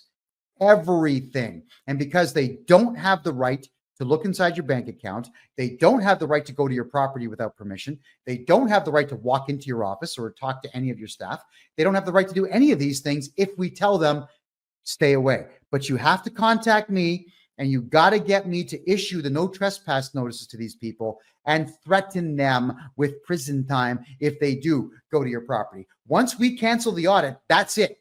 There's no audit. There we are. So someone's asking me, what about a personal business, a small personal? If you're talking about sole proprietorships, everybody, don't ever open one of those. All right? Just don't. Unless, and there's only one time, and I've thought this through, and I'm still a little on it. If you've got a full-time job, you can have a sole proprietorship separately from that. And the sole proprietorship allows you to write off everything. Everything. All right. So let's say on your T4 slip in Canada, where your boss writes down everything that you've made. If you have a sole proprietorship, we can put a ton of expenses into it. So, you know, your fuel, your car, your desk, your computer, your lights, your grooming. Yeah. You know, awesome hairstyles like this, whatever. You can write it all off. Accountants don't tell you this stuff. Accountants in Canada are cowards and stupid. They don't know a damn thing.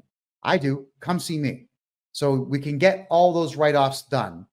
But the sole proprietorship, if you are going to be actually doing business and declaring income, it's a bad idea, because the sole proprietorship is tied directly to you, directly to your 9-digit social insurance number. So if you have a vast amount of debt, you can't sell it to me. That sucks. So we have to go back and look at your taxes and figure out what your previous accountant did wrong and try and get you some money back. Please do not open sole proprietorships. If you have one, you got to get a hold of me now. Get a hold of me right away. We're going to get rid of it. We're going to fix your tax problem. And then we're going to get you into numbered corporations to protect yourself from that. All right, someone's asking me a question here. Can you change that halfway through the year? Brad, you can change your operation to a corporation anytime that you want.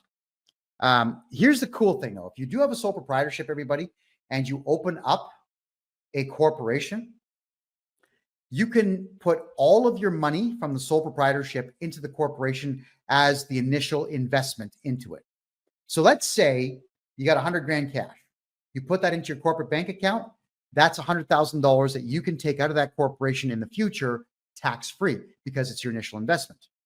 Then let's say that you got your desk and your mouse and your headphones and your glasses. What else would you have there? Your fax machine, your cell phones, your cell phone plan. You take all of your gear and put it into the corporation. The retail value at that year counts towards your initial investment. So even if your desk is used, you bought it for $1,000 2 years ago, and today the same store like IKEA might sell it for $1,400.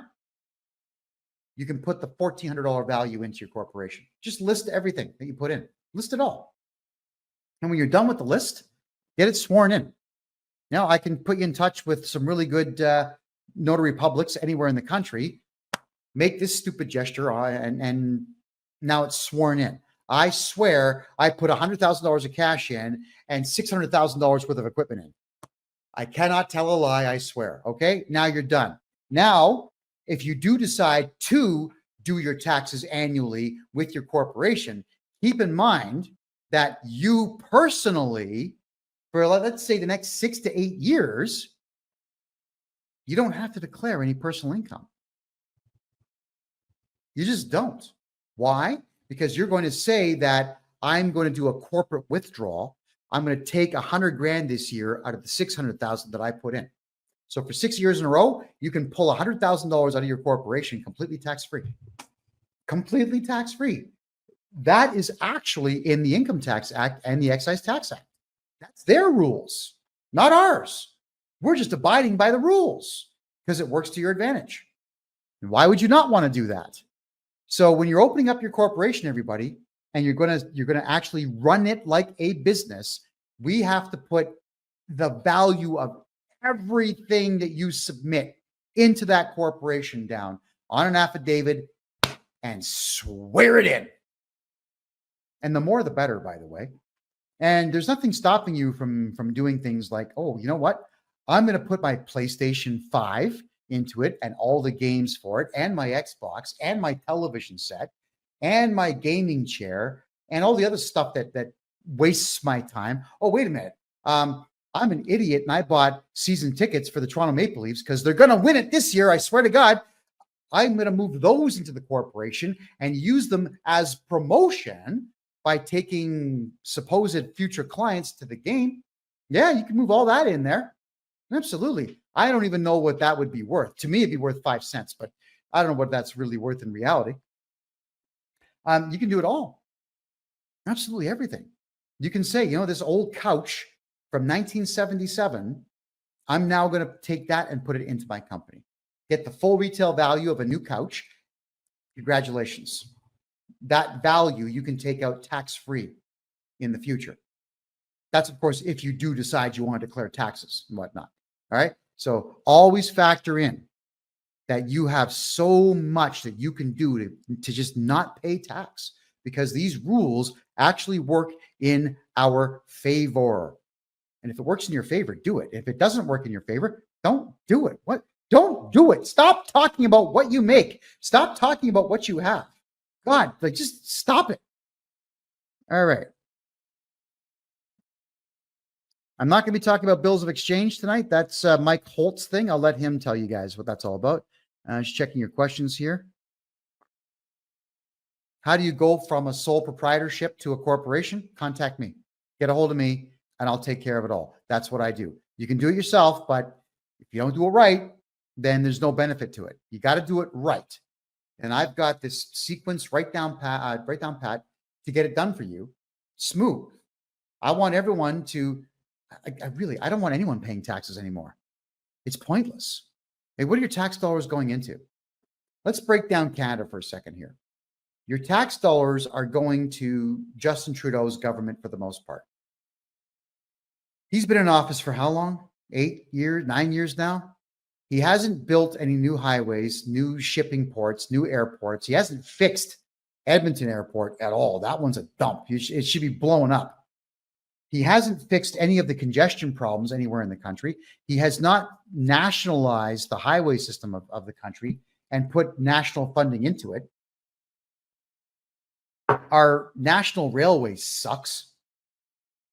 There's no standardization of education anywhere in the country, and we're not getting educated anymore in Canada. It's all just indoctrination into far left-wing policies, which is ridiculous. So your tax dollars are going to the following countries: Ghana, Lesotho, South Africa, Sudan, South Sudan, Eritrea, Ethiopia, the Ukraine, Israel, Saudi Arabia. It's going into all of these countries so that human beings can kill each other. Yeah, that's why it's going to these countries. I guess we can call it population control if you want, but that's exactly what's going on. Your money is going into murder, mass murder on a global scale. I don't want any of you contributing to that. So let's use these laws to our own advantage in Canada. Open up corporations. Your personal money goes into a corporation. Your house goes into a corporation. Your car goes into a corporation. Now, here is where it gets crazy for people, all right? And sometimes I just pull my face down because I've heard it so many times. And I'm going to keep, this is what I do for a living, so I'm going to hear it every day. But if you put your house into a numbered corporation and you sell the house, everyone says, but what about capital gains? Remember what I told you about reporting taxes for your corporation 2, 3, 4 years late? And then you can, because you're not going to be director, you could dissolve the corporation. I'll dissolve it for you. Just give me a call, I'll get it dissolved. You could sell it to me. I'll buy it off you and take your debt away. Yeah. You could just simply do your tax return and not report the sale of the house, because that's none of the CRA's business. That's voluntary information. Remember what I said about voluntary versus the word must? The word must is not in the CRA policy book. You don't must do something. You can voluntarily tell them. Why would you do that? But if you're going to a regular accountant, they're going to say, no, I don't want to lose my license. No, you have to report it. Right? So that means the accountant that you're hiring probably works for the CRA. If they say these things, they're not on your side. They most certainly don't work for you. So make sure I'm your tax expert and you're never going to pay any of these taxes again. Andrew asks a good question here. Is it voluntary to pay a speeding ticket? The problem in Canada is the provinces all went to what's called the administrative penalty system. And unfortunately, you're guilty until proven innocent with that system. Mostly to do with parking tickets and municipal fines and speeding tickets and whatnot. No, you got to fight those in court. You have to fight them in court, because what they will do is they'll utilize policy within the Highway Traffic Act to suspend your license. This is why, let's just say for argument's sake, you have your vehicle and the license plate registered to a corporation. There are toll roads and highway where they snap a photograph of your plate and mail you the invoice. And if you don't pay it, then they'll suspend the renewal of the driver's, the plate. How do you get around that? You register another numbered corporation and you sell the vehicle to the other numbered corporation, get a new plate. Take that plate and toss it. And let the 407 take you to court for it. which they won't because they never win those cases. So they won't take you to court. And then 2 years later, when the plate renews, sell it back to the other corporation, get a new plate. So long as you're getting new plates every single time, you can escape photo radar tickets, or you can escape photo toll tickets. But speeding tickets on your driver's license, no, fight all of that in court. You have to fight that in court.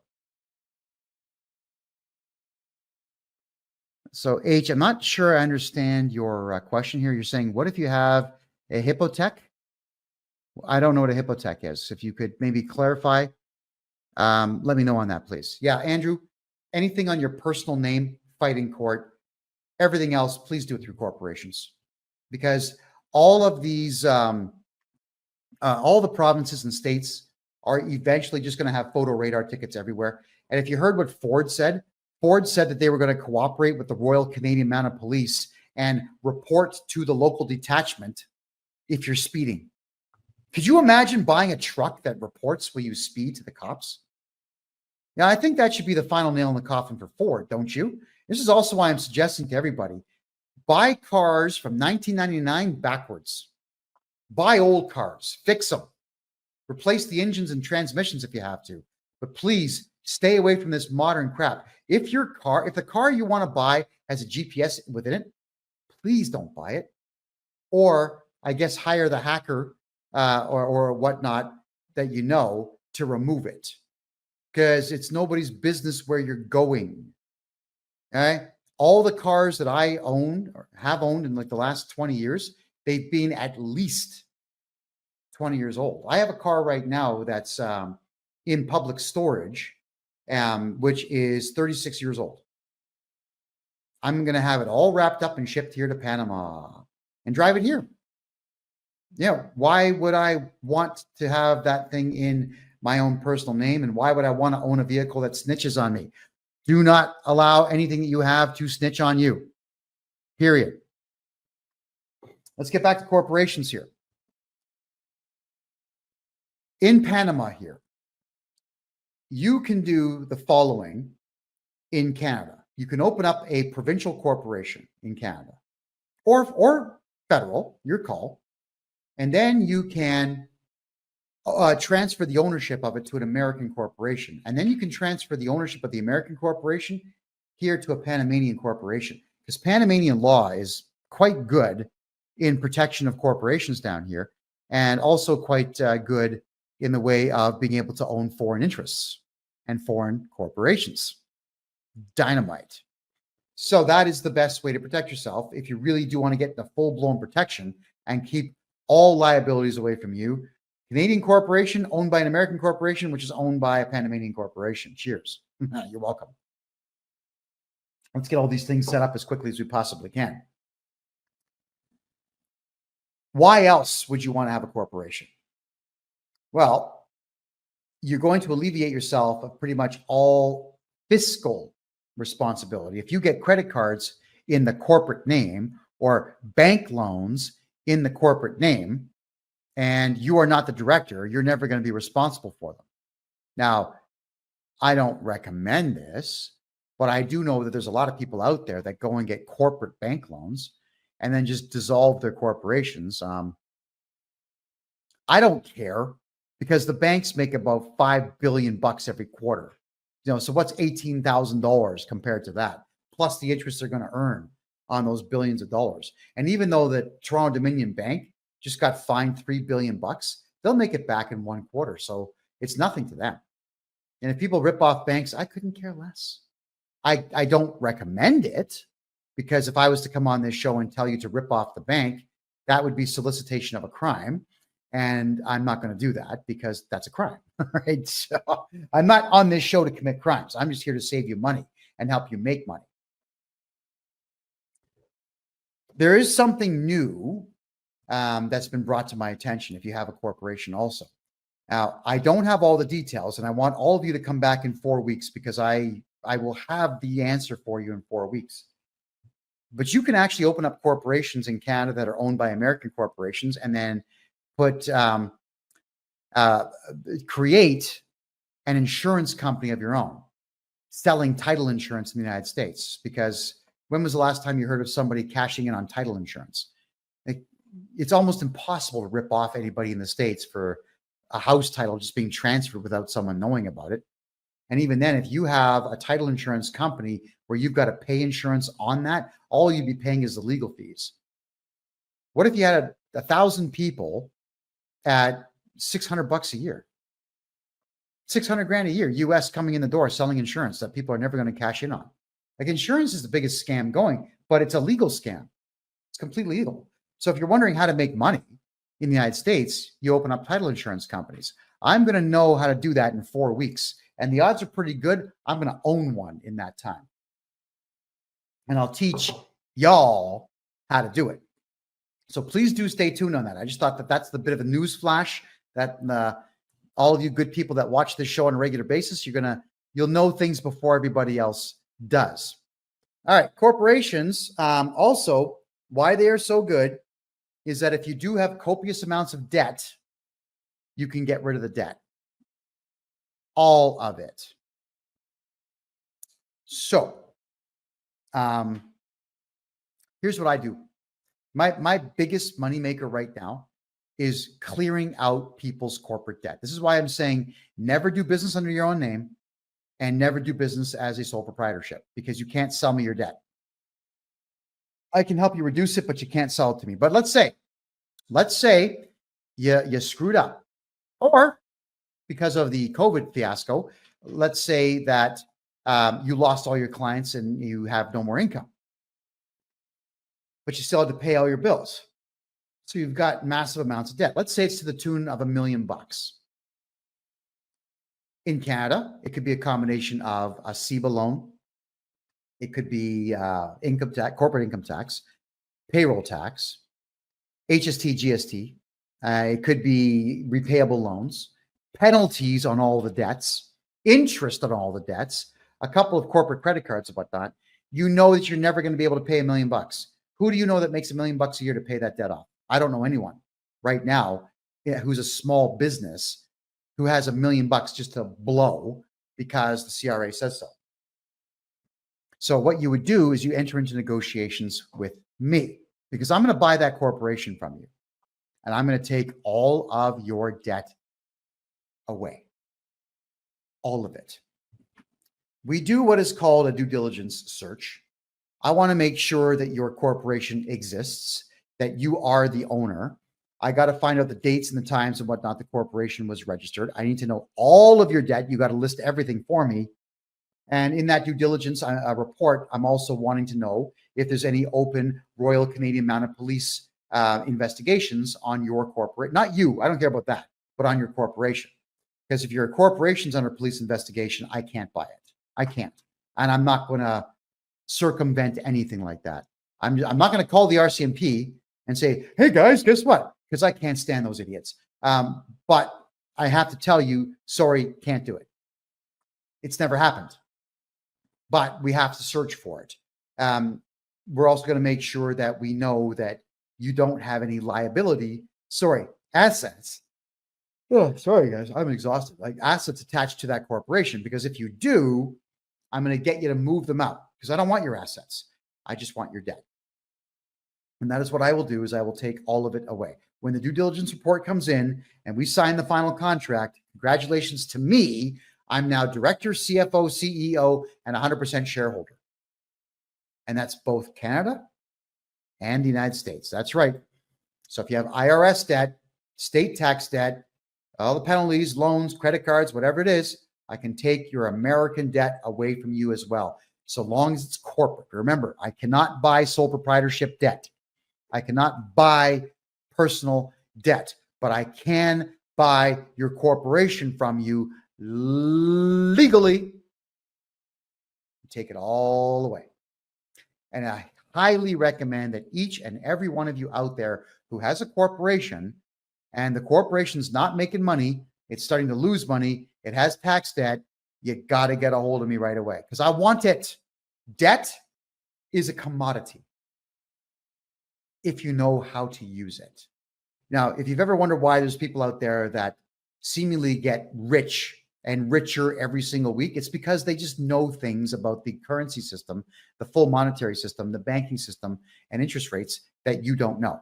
Knowledge is power. And I don't think anybody watching this show would have absolutely any idea whatsoever why a handsome dog like me would want to buy your debt and hold on to it as a commodity, not an asset, but a commodity. I could explain it to you, but I don't think that's really all that important. What you need to know is that I'm going to take it from you. I'm going to sell it to someone else. Someone else is going to pick up that debt and write that debt off. And yeah, I do make money on it. It's not like I'm doing it free. It's not a free service. It's not like a free shoe shine in the hopes that you're going to come back and get your shoe shine next week. It's not how it is. I do make money on this. You walk away from debt. I make money. My lawyer makes a bit of money. The notary publics make a little bit of money. The people that I sell it to, they make money because they get to write off your debt. The CRA and the IRS lose. And that's the part I like the most, is these tax agencies that are giving money away to Africa, Middle East, Ukraine, and so on. They lose. And they should lose, because it's not like the IRS is transferring funds to the federal government who's out there building new interstate highways. I don't know if you've seen the interstate highways in the United States lately, but they need work. They're not like they were in the 80s. And whenever major cities in the United States that have interstate highways that go right through them, whenever they have road work to do, the city shuts down. It just shuts down. When the Norwegians build a new bridge, they pre-build the entire bridge and they just use hydraulic jacks and they move it into place over the course of the weekend. So they shut the road down on Friday, and on Monday it's open, brand new bridge. Why would America not be doing this? Why is Canada not doing this? Your tax dollars are not going into innovative ideas to keep the country flowing. It's just being given away to really bad people. It makes me sad. So if there's any questions anybody has, I'll certainly address all those questions now. Making money with your corporation is easy to do if you decide that you're not going to be paying taxes on that corporation. Or you decide, there's a couple of ways to go about this, to move all your funding into a private bank. We certainly can do all that. Now, this is something new that I'll be offering for April of next year, is becoming your own private bank, which you can do. I just don't know how to do it yet. Don't worry. I will get there, and we can start to get all of you to move your funds into private funds where you cannot be taxed on it. We're getting there. But under the corporation, if you do everything I just told you to do with the corporation, then you're not going to pay tax. Contact me, kevinjjohnston.com. Get yourself a consultation. I'll get your corporations open. We'll get your GST and HST numbers opened up, and we will get your properties moved, get your money moved, get your money here in Panama if you want to hear. We'll do all this stuff for you. That is what I do. I move money away from the Canadian government and the IRS. Questions here. Terry's asking when it's all going to be over. Well, if you mean this show, at the top of the hour. I'm not too sure what you're referring to there. Andrew, what about property tax? In Canada, property tax is the only tax you actually have to pay. Literally, it's the only one. For some reason, I don't even know how this happened, but municipalities are not even listed as entities that truly exist within the provincial municipal act in any of the provinces. Yet, if you don't pay your municipal property tax, they will start to put fines on it, and eventually they'll just seize the property, sell it, and take their tax dollars. I have not figured out a way yet in Canada to not pay property tax. But GST, HST, corporate income tax, regular income tax, you don't have to pay that nonsense. Not now, not ever, especially if I'm your accounting guy. So you guys, get a hold of me, man. What are you waiting for? Stop hiring these idiot accountants out there that tell you that the CRA is a real entity to worry about. It truly isn't. How do we send a house with a mortgage to a corp? What we need to do, if you're going to be transferring the house to a corp, I'll be doing it in this fashion. I register your corporation for you. I then I add the corporation to the title of your property. And then if you want me to be your negotiator, we begin the negotiation with the mortgage company to keep the mortgage on the property only, not you, just the property. And then we remove you from the title. Takes a couple of weeks, but it can always be done. The bank just wants to get paid. They don't really care about much. They've already got the mortgage on it. And if you've been paying it for the entire time and you're just doing a title change, then there's nothing that they're going to do to stop it. The banks, they're greedy. Keep the payments coming and they're happy. All right. Just having a look at the questions here. All right, I'm going to go over to the Rumble room and see what the questions are there. Let me check Facebook first here. All right. Hashem makes a good comment here. He says, Canada is the last place to invest or do business in. There's too many taxes, too much red tape, preventing the country from prospering financially. Oh, yeah, you got that right. It's pointless to open a company in Canada for the purposes of doing business if you're going to have to put a ton of capital into it, because Canadians are broke. They just really have nothing. There's nothing left they can buy. They just don't have money. So don't open companies in Canada except to protect your wealth in the way that I just suggested. Greg, if you want me to do your taxes, get a hold of me. KevinJJohnston.com. That's KevinJJohnston, my name.com. Could someone please put that in the comments there for the TikTok audience? Greatly appreciate that. All right. Marin's asking, if you pay minimal tax throughout the year and pay what's owing after the income tax year is done, why do they get away with charging interest and then take interest owing out of government climate rebates? Marine. If you're on a T4, the government will always tell you that you owe more money.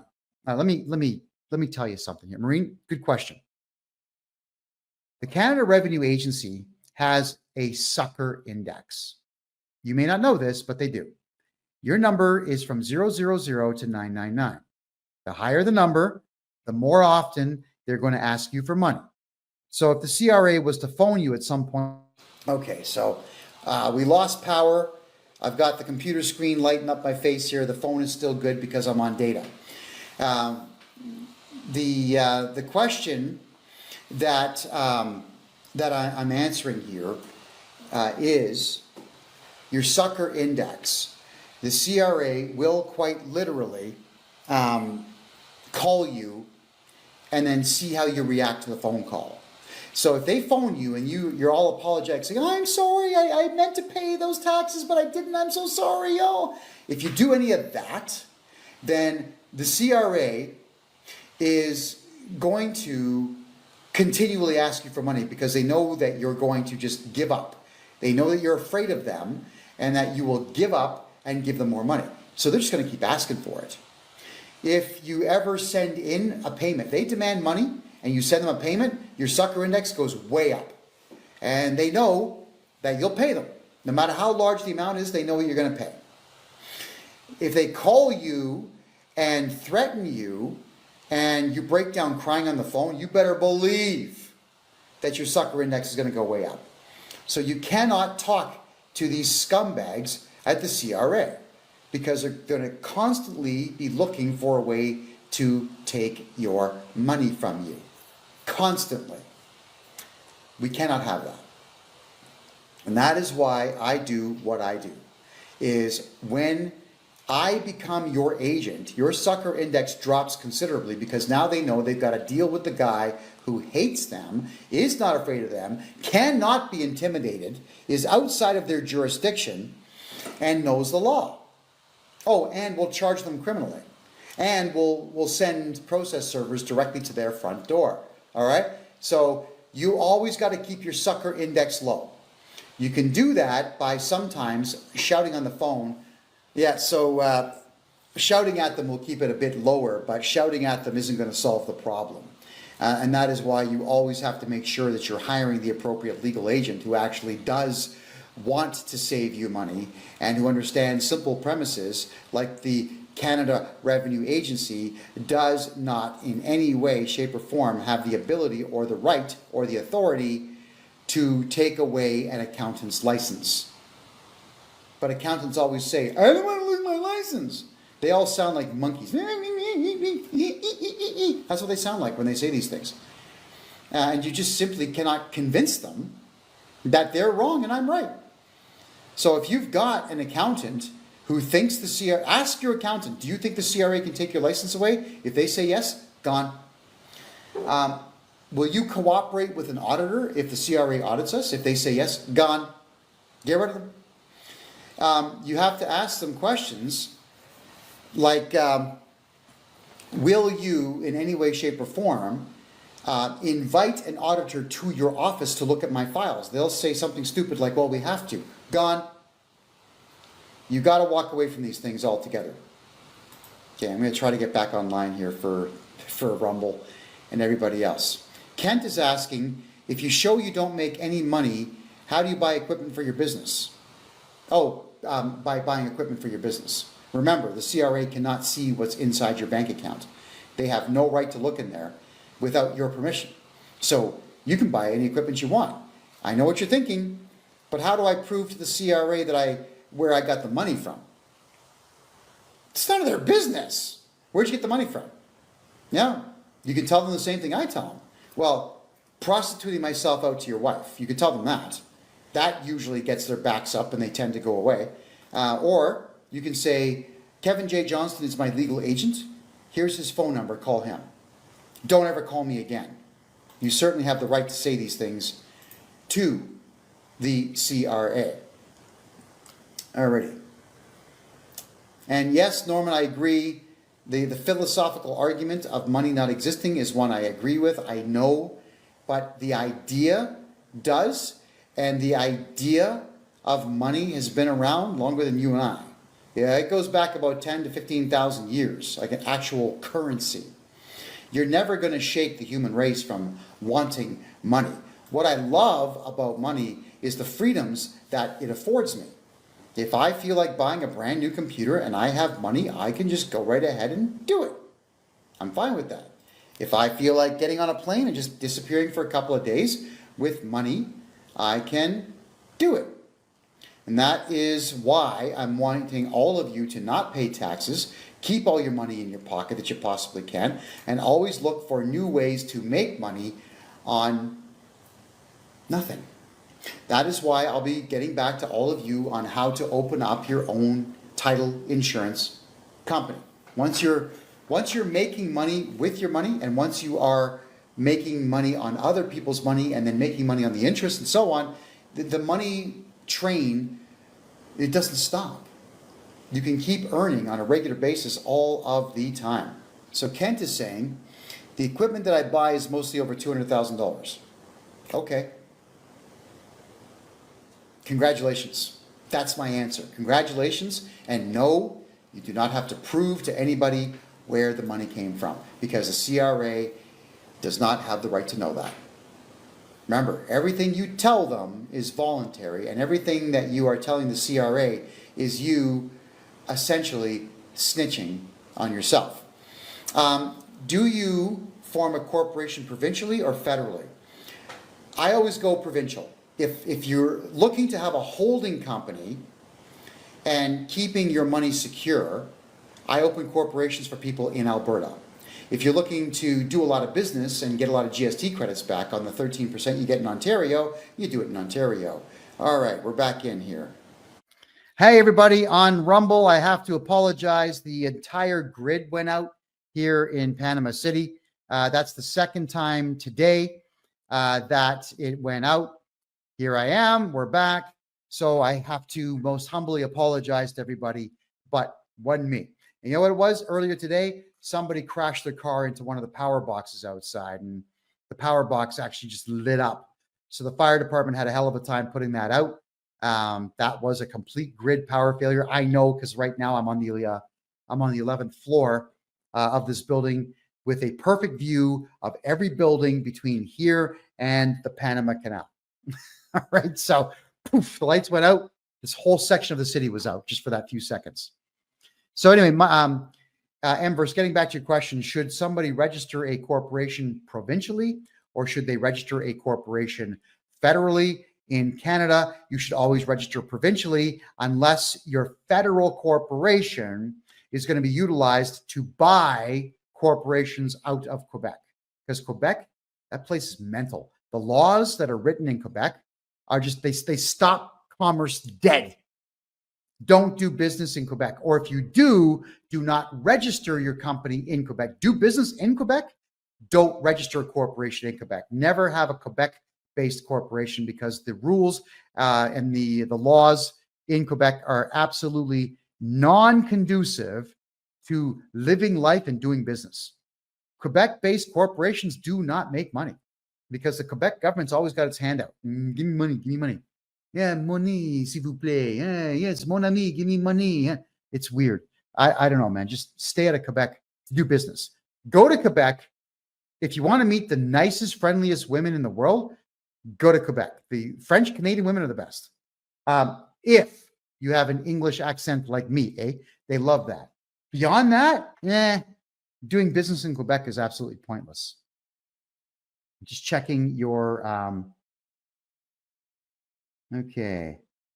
Yeah, so Maureen, the power went out here. I did answer your question on TikTok. What I will do is I will download the TikTok file, merge it with this one for you, and I'll put it up for the world to see. So I've got a little bit of work to do to get all that to happen.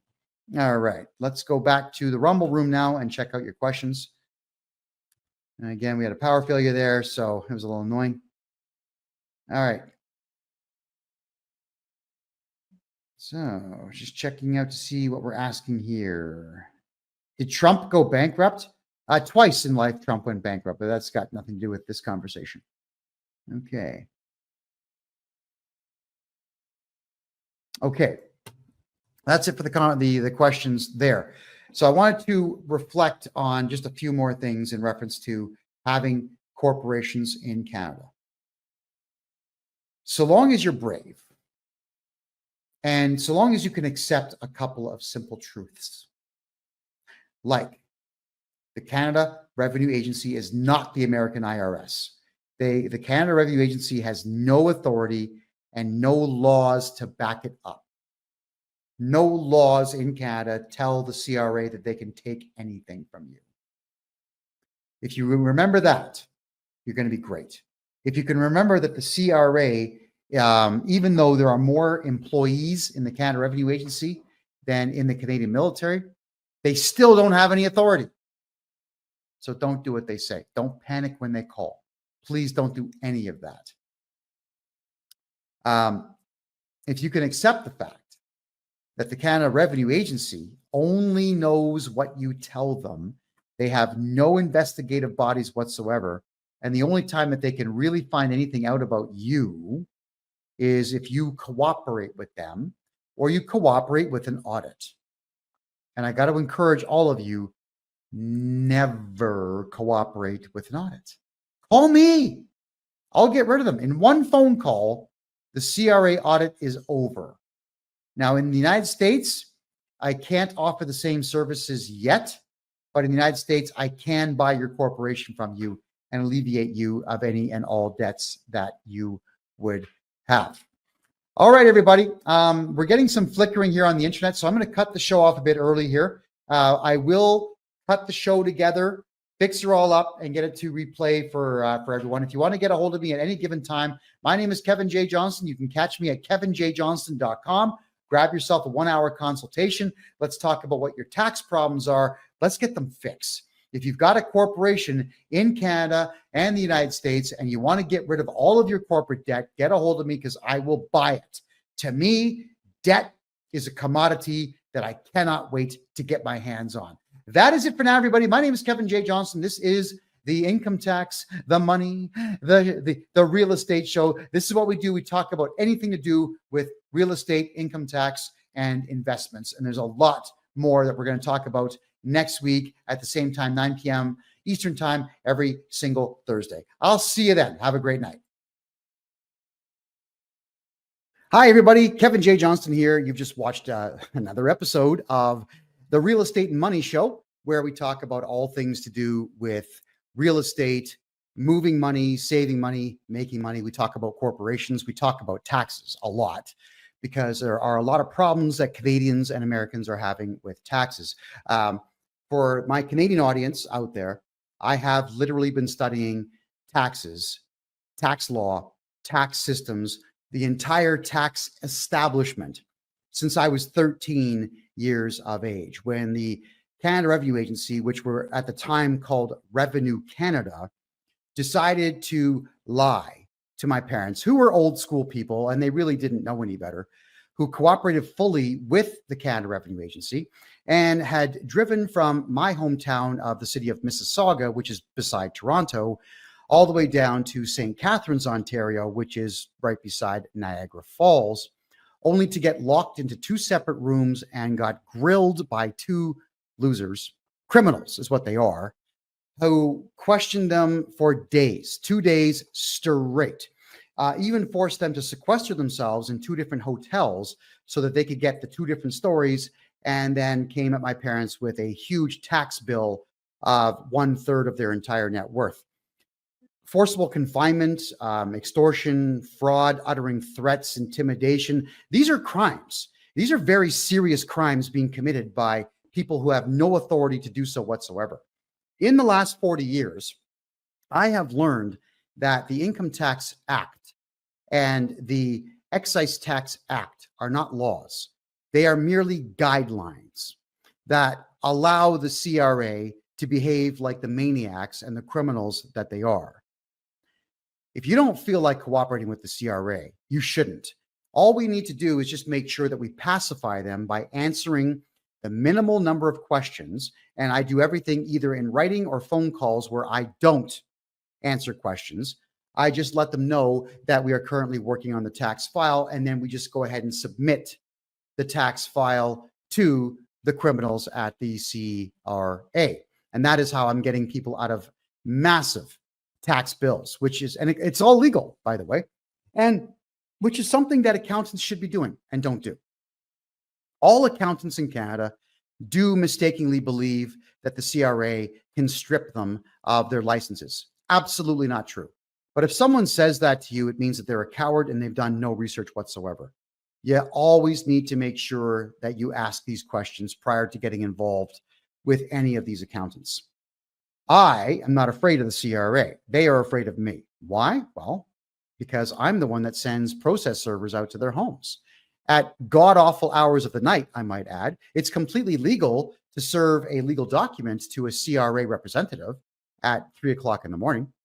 It's completely legal to film it, not just for austerity purposes, but for safety's sake, because we don't want the CRA being able to call the police and lie about the fact that they were threatened. They're not going to be threatened by my staff. They're not going to be threatened by me or anybody else beyond the threats that I'm legally allowed to issue, which is, we're going to sue you. We're going to charge you criminally if you don't abide by the law. And I have the right to say that because it's true. It's not a threat. It's a promise. And it's a promise that exists within the realm of being able to issue any legal threats. I can legally tell you that I'm going to sue you for defamation of character if you don't take an article down that I don't like. And then I can go ahead and do it. I can legally tell you I'm going to sue you for the money that you owe me. And if you don't pay it, I can legally go ahead and do it. I can't threaten you saying I'll break your arms if you don't pay me. Well, that's a crime. That's intimidation, section 423 of the criminal code. And that's 5 years in prison. I wouldn't do that. So we always have to work within the bounds of the law, and the CRA usually do not. I do. And the CRA does not have any laws to back it up to allow them to behave in the fashion in which they do. I need all of you to really start thinking through a whole lot more what the Canada Revenue Agency is. They truly are just a collection agency that get federal funding but are at arm's length from the federal government, which means they actually don't represent the federal government. They represent their own interests, and they're going broke, which is why they are so hyper aggressive. And when somebody gets hyper aggressive, it means that they are desperate. And when someone is desperate, coming at you with everything they have, that gives me the opportunity to go at them with everything I have.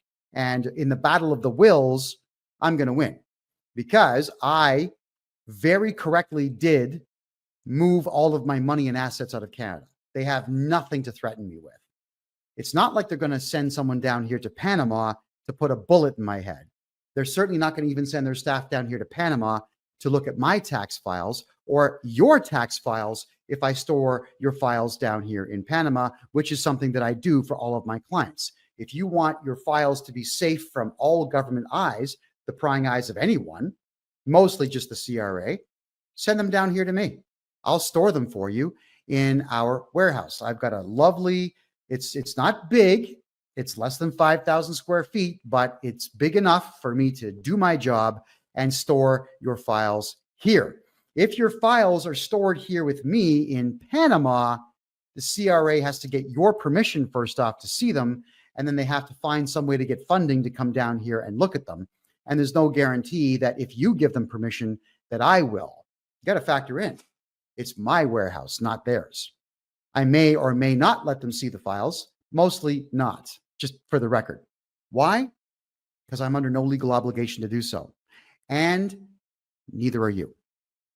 So when you get any kind of threats from the Canada Revenue Agency, don't go running to an accountant. They're just going to cooperate with the CRA and screw you over. Come to me, because I'm going to tell the CRA that, hey guys, I'm representing this client now, and you know what that means. It means that if you make one mistake, we're going to charge you criminally and come to your home with court papers. I'm looking to build a network. And if you are a private investigator, I do want you to get a hold of me. I'm looking to build a network of private investigators to hunt down every single solitary staff member of the Canada Revenue Agency so that we can start putting liens against their properties. If they want to attack us, if the CRA wants to attack we the people and try to steal our money and our homes, then we the people need to take their stuff from them, not steal it, take it from them. Not even by force, just using the courts, because the Canada Revenue Agency doesn't have the courts on their side. They only have tax court on their side. And tax court in Canada is not really a court. It's a tribunal that can only rule over one thing, and that is your appeal against the CRA. They can either say, yes, we agree with you, or yes, we agree with the CRA, but tax court cannot issue any monetary penalties against you. Not a one. It's not even a court. It's a joke. The whole system is a joke. I happen to have seen through it for a very long time. I saw through it when I was 13, and I watched my parents argue with each other for years after all the tax decisions that they made. And the truth is, the only fault of their own to do with their taxes and getting nailed by the CRA was the fact that they cooperated. That's it. Don't cooperate. Never cooperate with any government agency unless it works to your advantage. And I'm the one to tell you if cooperation works to your advantage or not. But please, please stop talking to the average individual out there. Stop talking to the CRA. When you have an accountant who is afraid of the CRA, you have to walk away. Take your files and leave. Now, I also wanted to point out to Canadian farmers right now. There's a company out there called FBC. Yeah, FBC. What this company does is they say that they specialize in farm accounting. What they do is they section the map of Canada off into quadrants and regions. And then, using their name, FBC, they sell franchises. That's right. So if you are some loser, not even an accountant, but you want to do farm accounting around Toronto, then you can buy the region from FBC and then become your own independent agent and screw over everybody who's in that area. A lot of my clients that have all worked with FBC, they've become clients of mine because FBC has absolutely destroyed them. FBC does not know what they're doing. They cooperate fully with audits. They cooperate fully with every single demand the CRA makes, whether it's a legal or lawful demand or not. So if you are with FBC in Canada, I need you to break away from these people immediately. All right. So I'm just saying this not because I want to crush my competition for no good reason. I want to make sure that you are just staying away from companies that are not working in your interest. They take your money, but they give you nothing in return for it, except they cost you a whole lot of money. I have a client of mine who went to FBC in Ontario to get their taxes done, and FBC ended up costing my client $1.1 million in tax fees. They were hired to solve a tax problem and then went ahead and made it worse. If someone says that they are an expert in taxes, you really need to talk with them and ask them all the appropriate questions. Do you cooperate with audits? If they say yes, walk away. Are you afraid of the CRA? If they say yes, walk away. Ask them if they think the CRA can take away their license. If they say yes, you got to walk away. The CRA has no power over me or anybody else that I work with. Nobody whatsoever. They are certainly not going to be able to threaten me with anything or frighten me into cooperation. It's not going to happen. And here's one more thing. The Canada Revenue Agency is about 5 years away from being completely bankrupt. They may not even be around in 5 years. So let's take all of your money away from the CRA and expedite the process of them going broke, because you are allowed to redo your taxes going back 10 years. If your accountants in the past did not write off your medical expenses, your children's educational expenses, your legal fees, your old accounting fees, your marketing expenses, if they did not write all that off, we're going to find all of it in your tax files, and we're going to go back and we're going to write those off. And then we're going to resubmit your taxes properly. You'll be amazed how much money you get back when you put forward every single solitary personal and business expense that you are legally allowed to write off. I wish every accountant out there did this for their clients, but they don't. I think, honestly speaking, I'm the only one that does this. One more thing. Tax mechanics.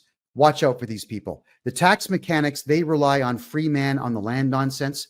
Tax mechanics have a really good ad campaign running right now on TikTok and Instagram. And they do the same thing that FBC does. They issue franchises out across the country, and they cooperate fully with the Canada Revenue Agency. And they have screwed people, just destroyed people's lives. Because every single time that they get involved with something and they quote the free man on the land nonsense in court, they lose. And who loses when they lose? You do. Please be careful of FBC and be careful of tax mechanics in Canada. You will lose everything you've got. Here, kevinjjohnston.com. Please get a hold of me, book a 1-hour consultation. They're only $150, and until the end of 2024, there's actually no tax on them. I'm not charging HST on them yet. Until January 1st, you can get away with not paying any tax on that consultation. And let's go through your entire tax file, get a strategy formed, and get your money back where it belongs. And that's in your pocket. Thank you very much for watching, everybody. This show is every Thursday at 9 p.m. Eastern Time. You'll always catch it here on my Rumble channel at freedomreport.ca. And to start saving money, head over to kevinjjohnston.com, book your consultation. Let's do it. Let's have some fun.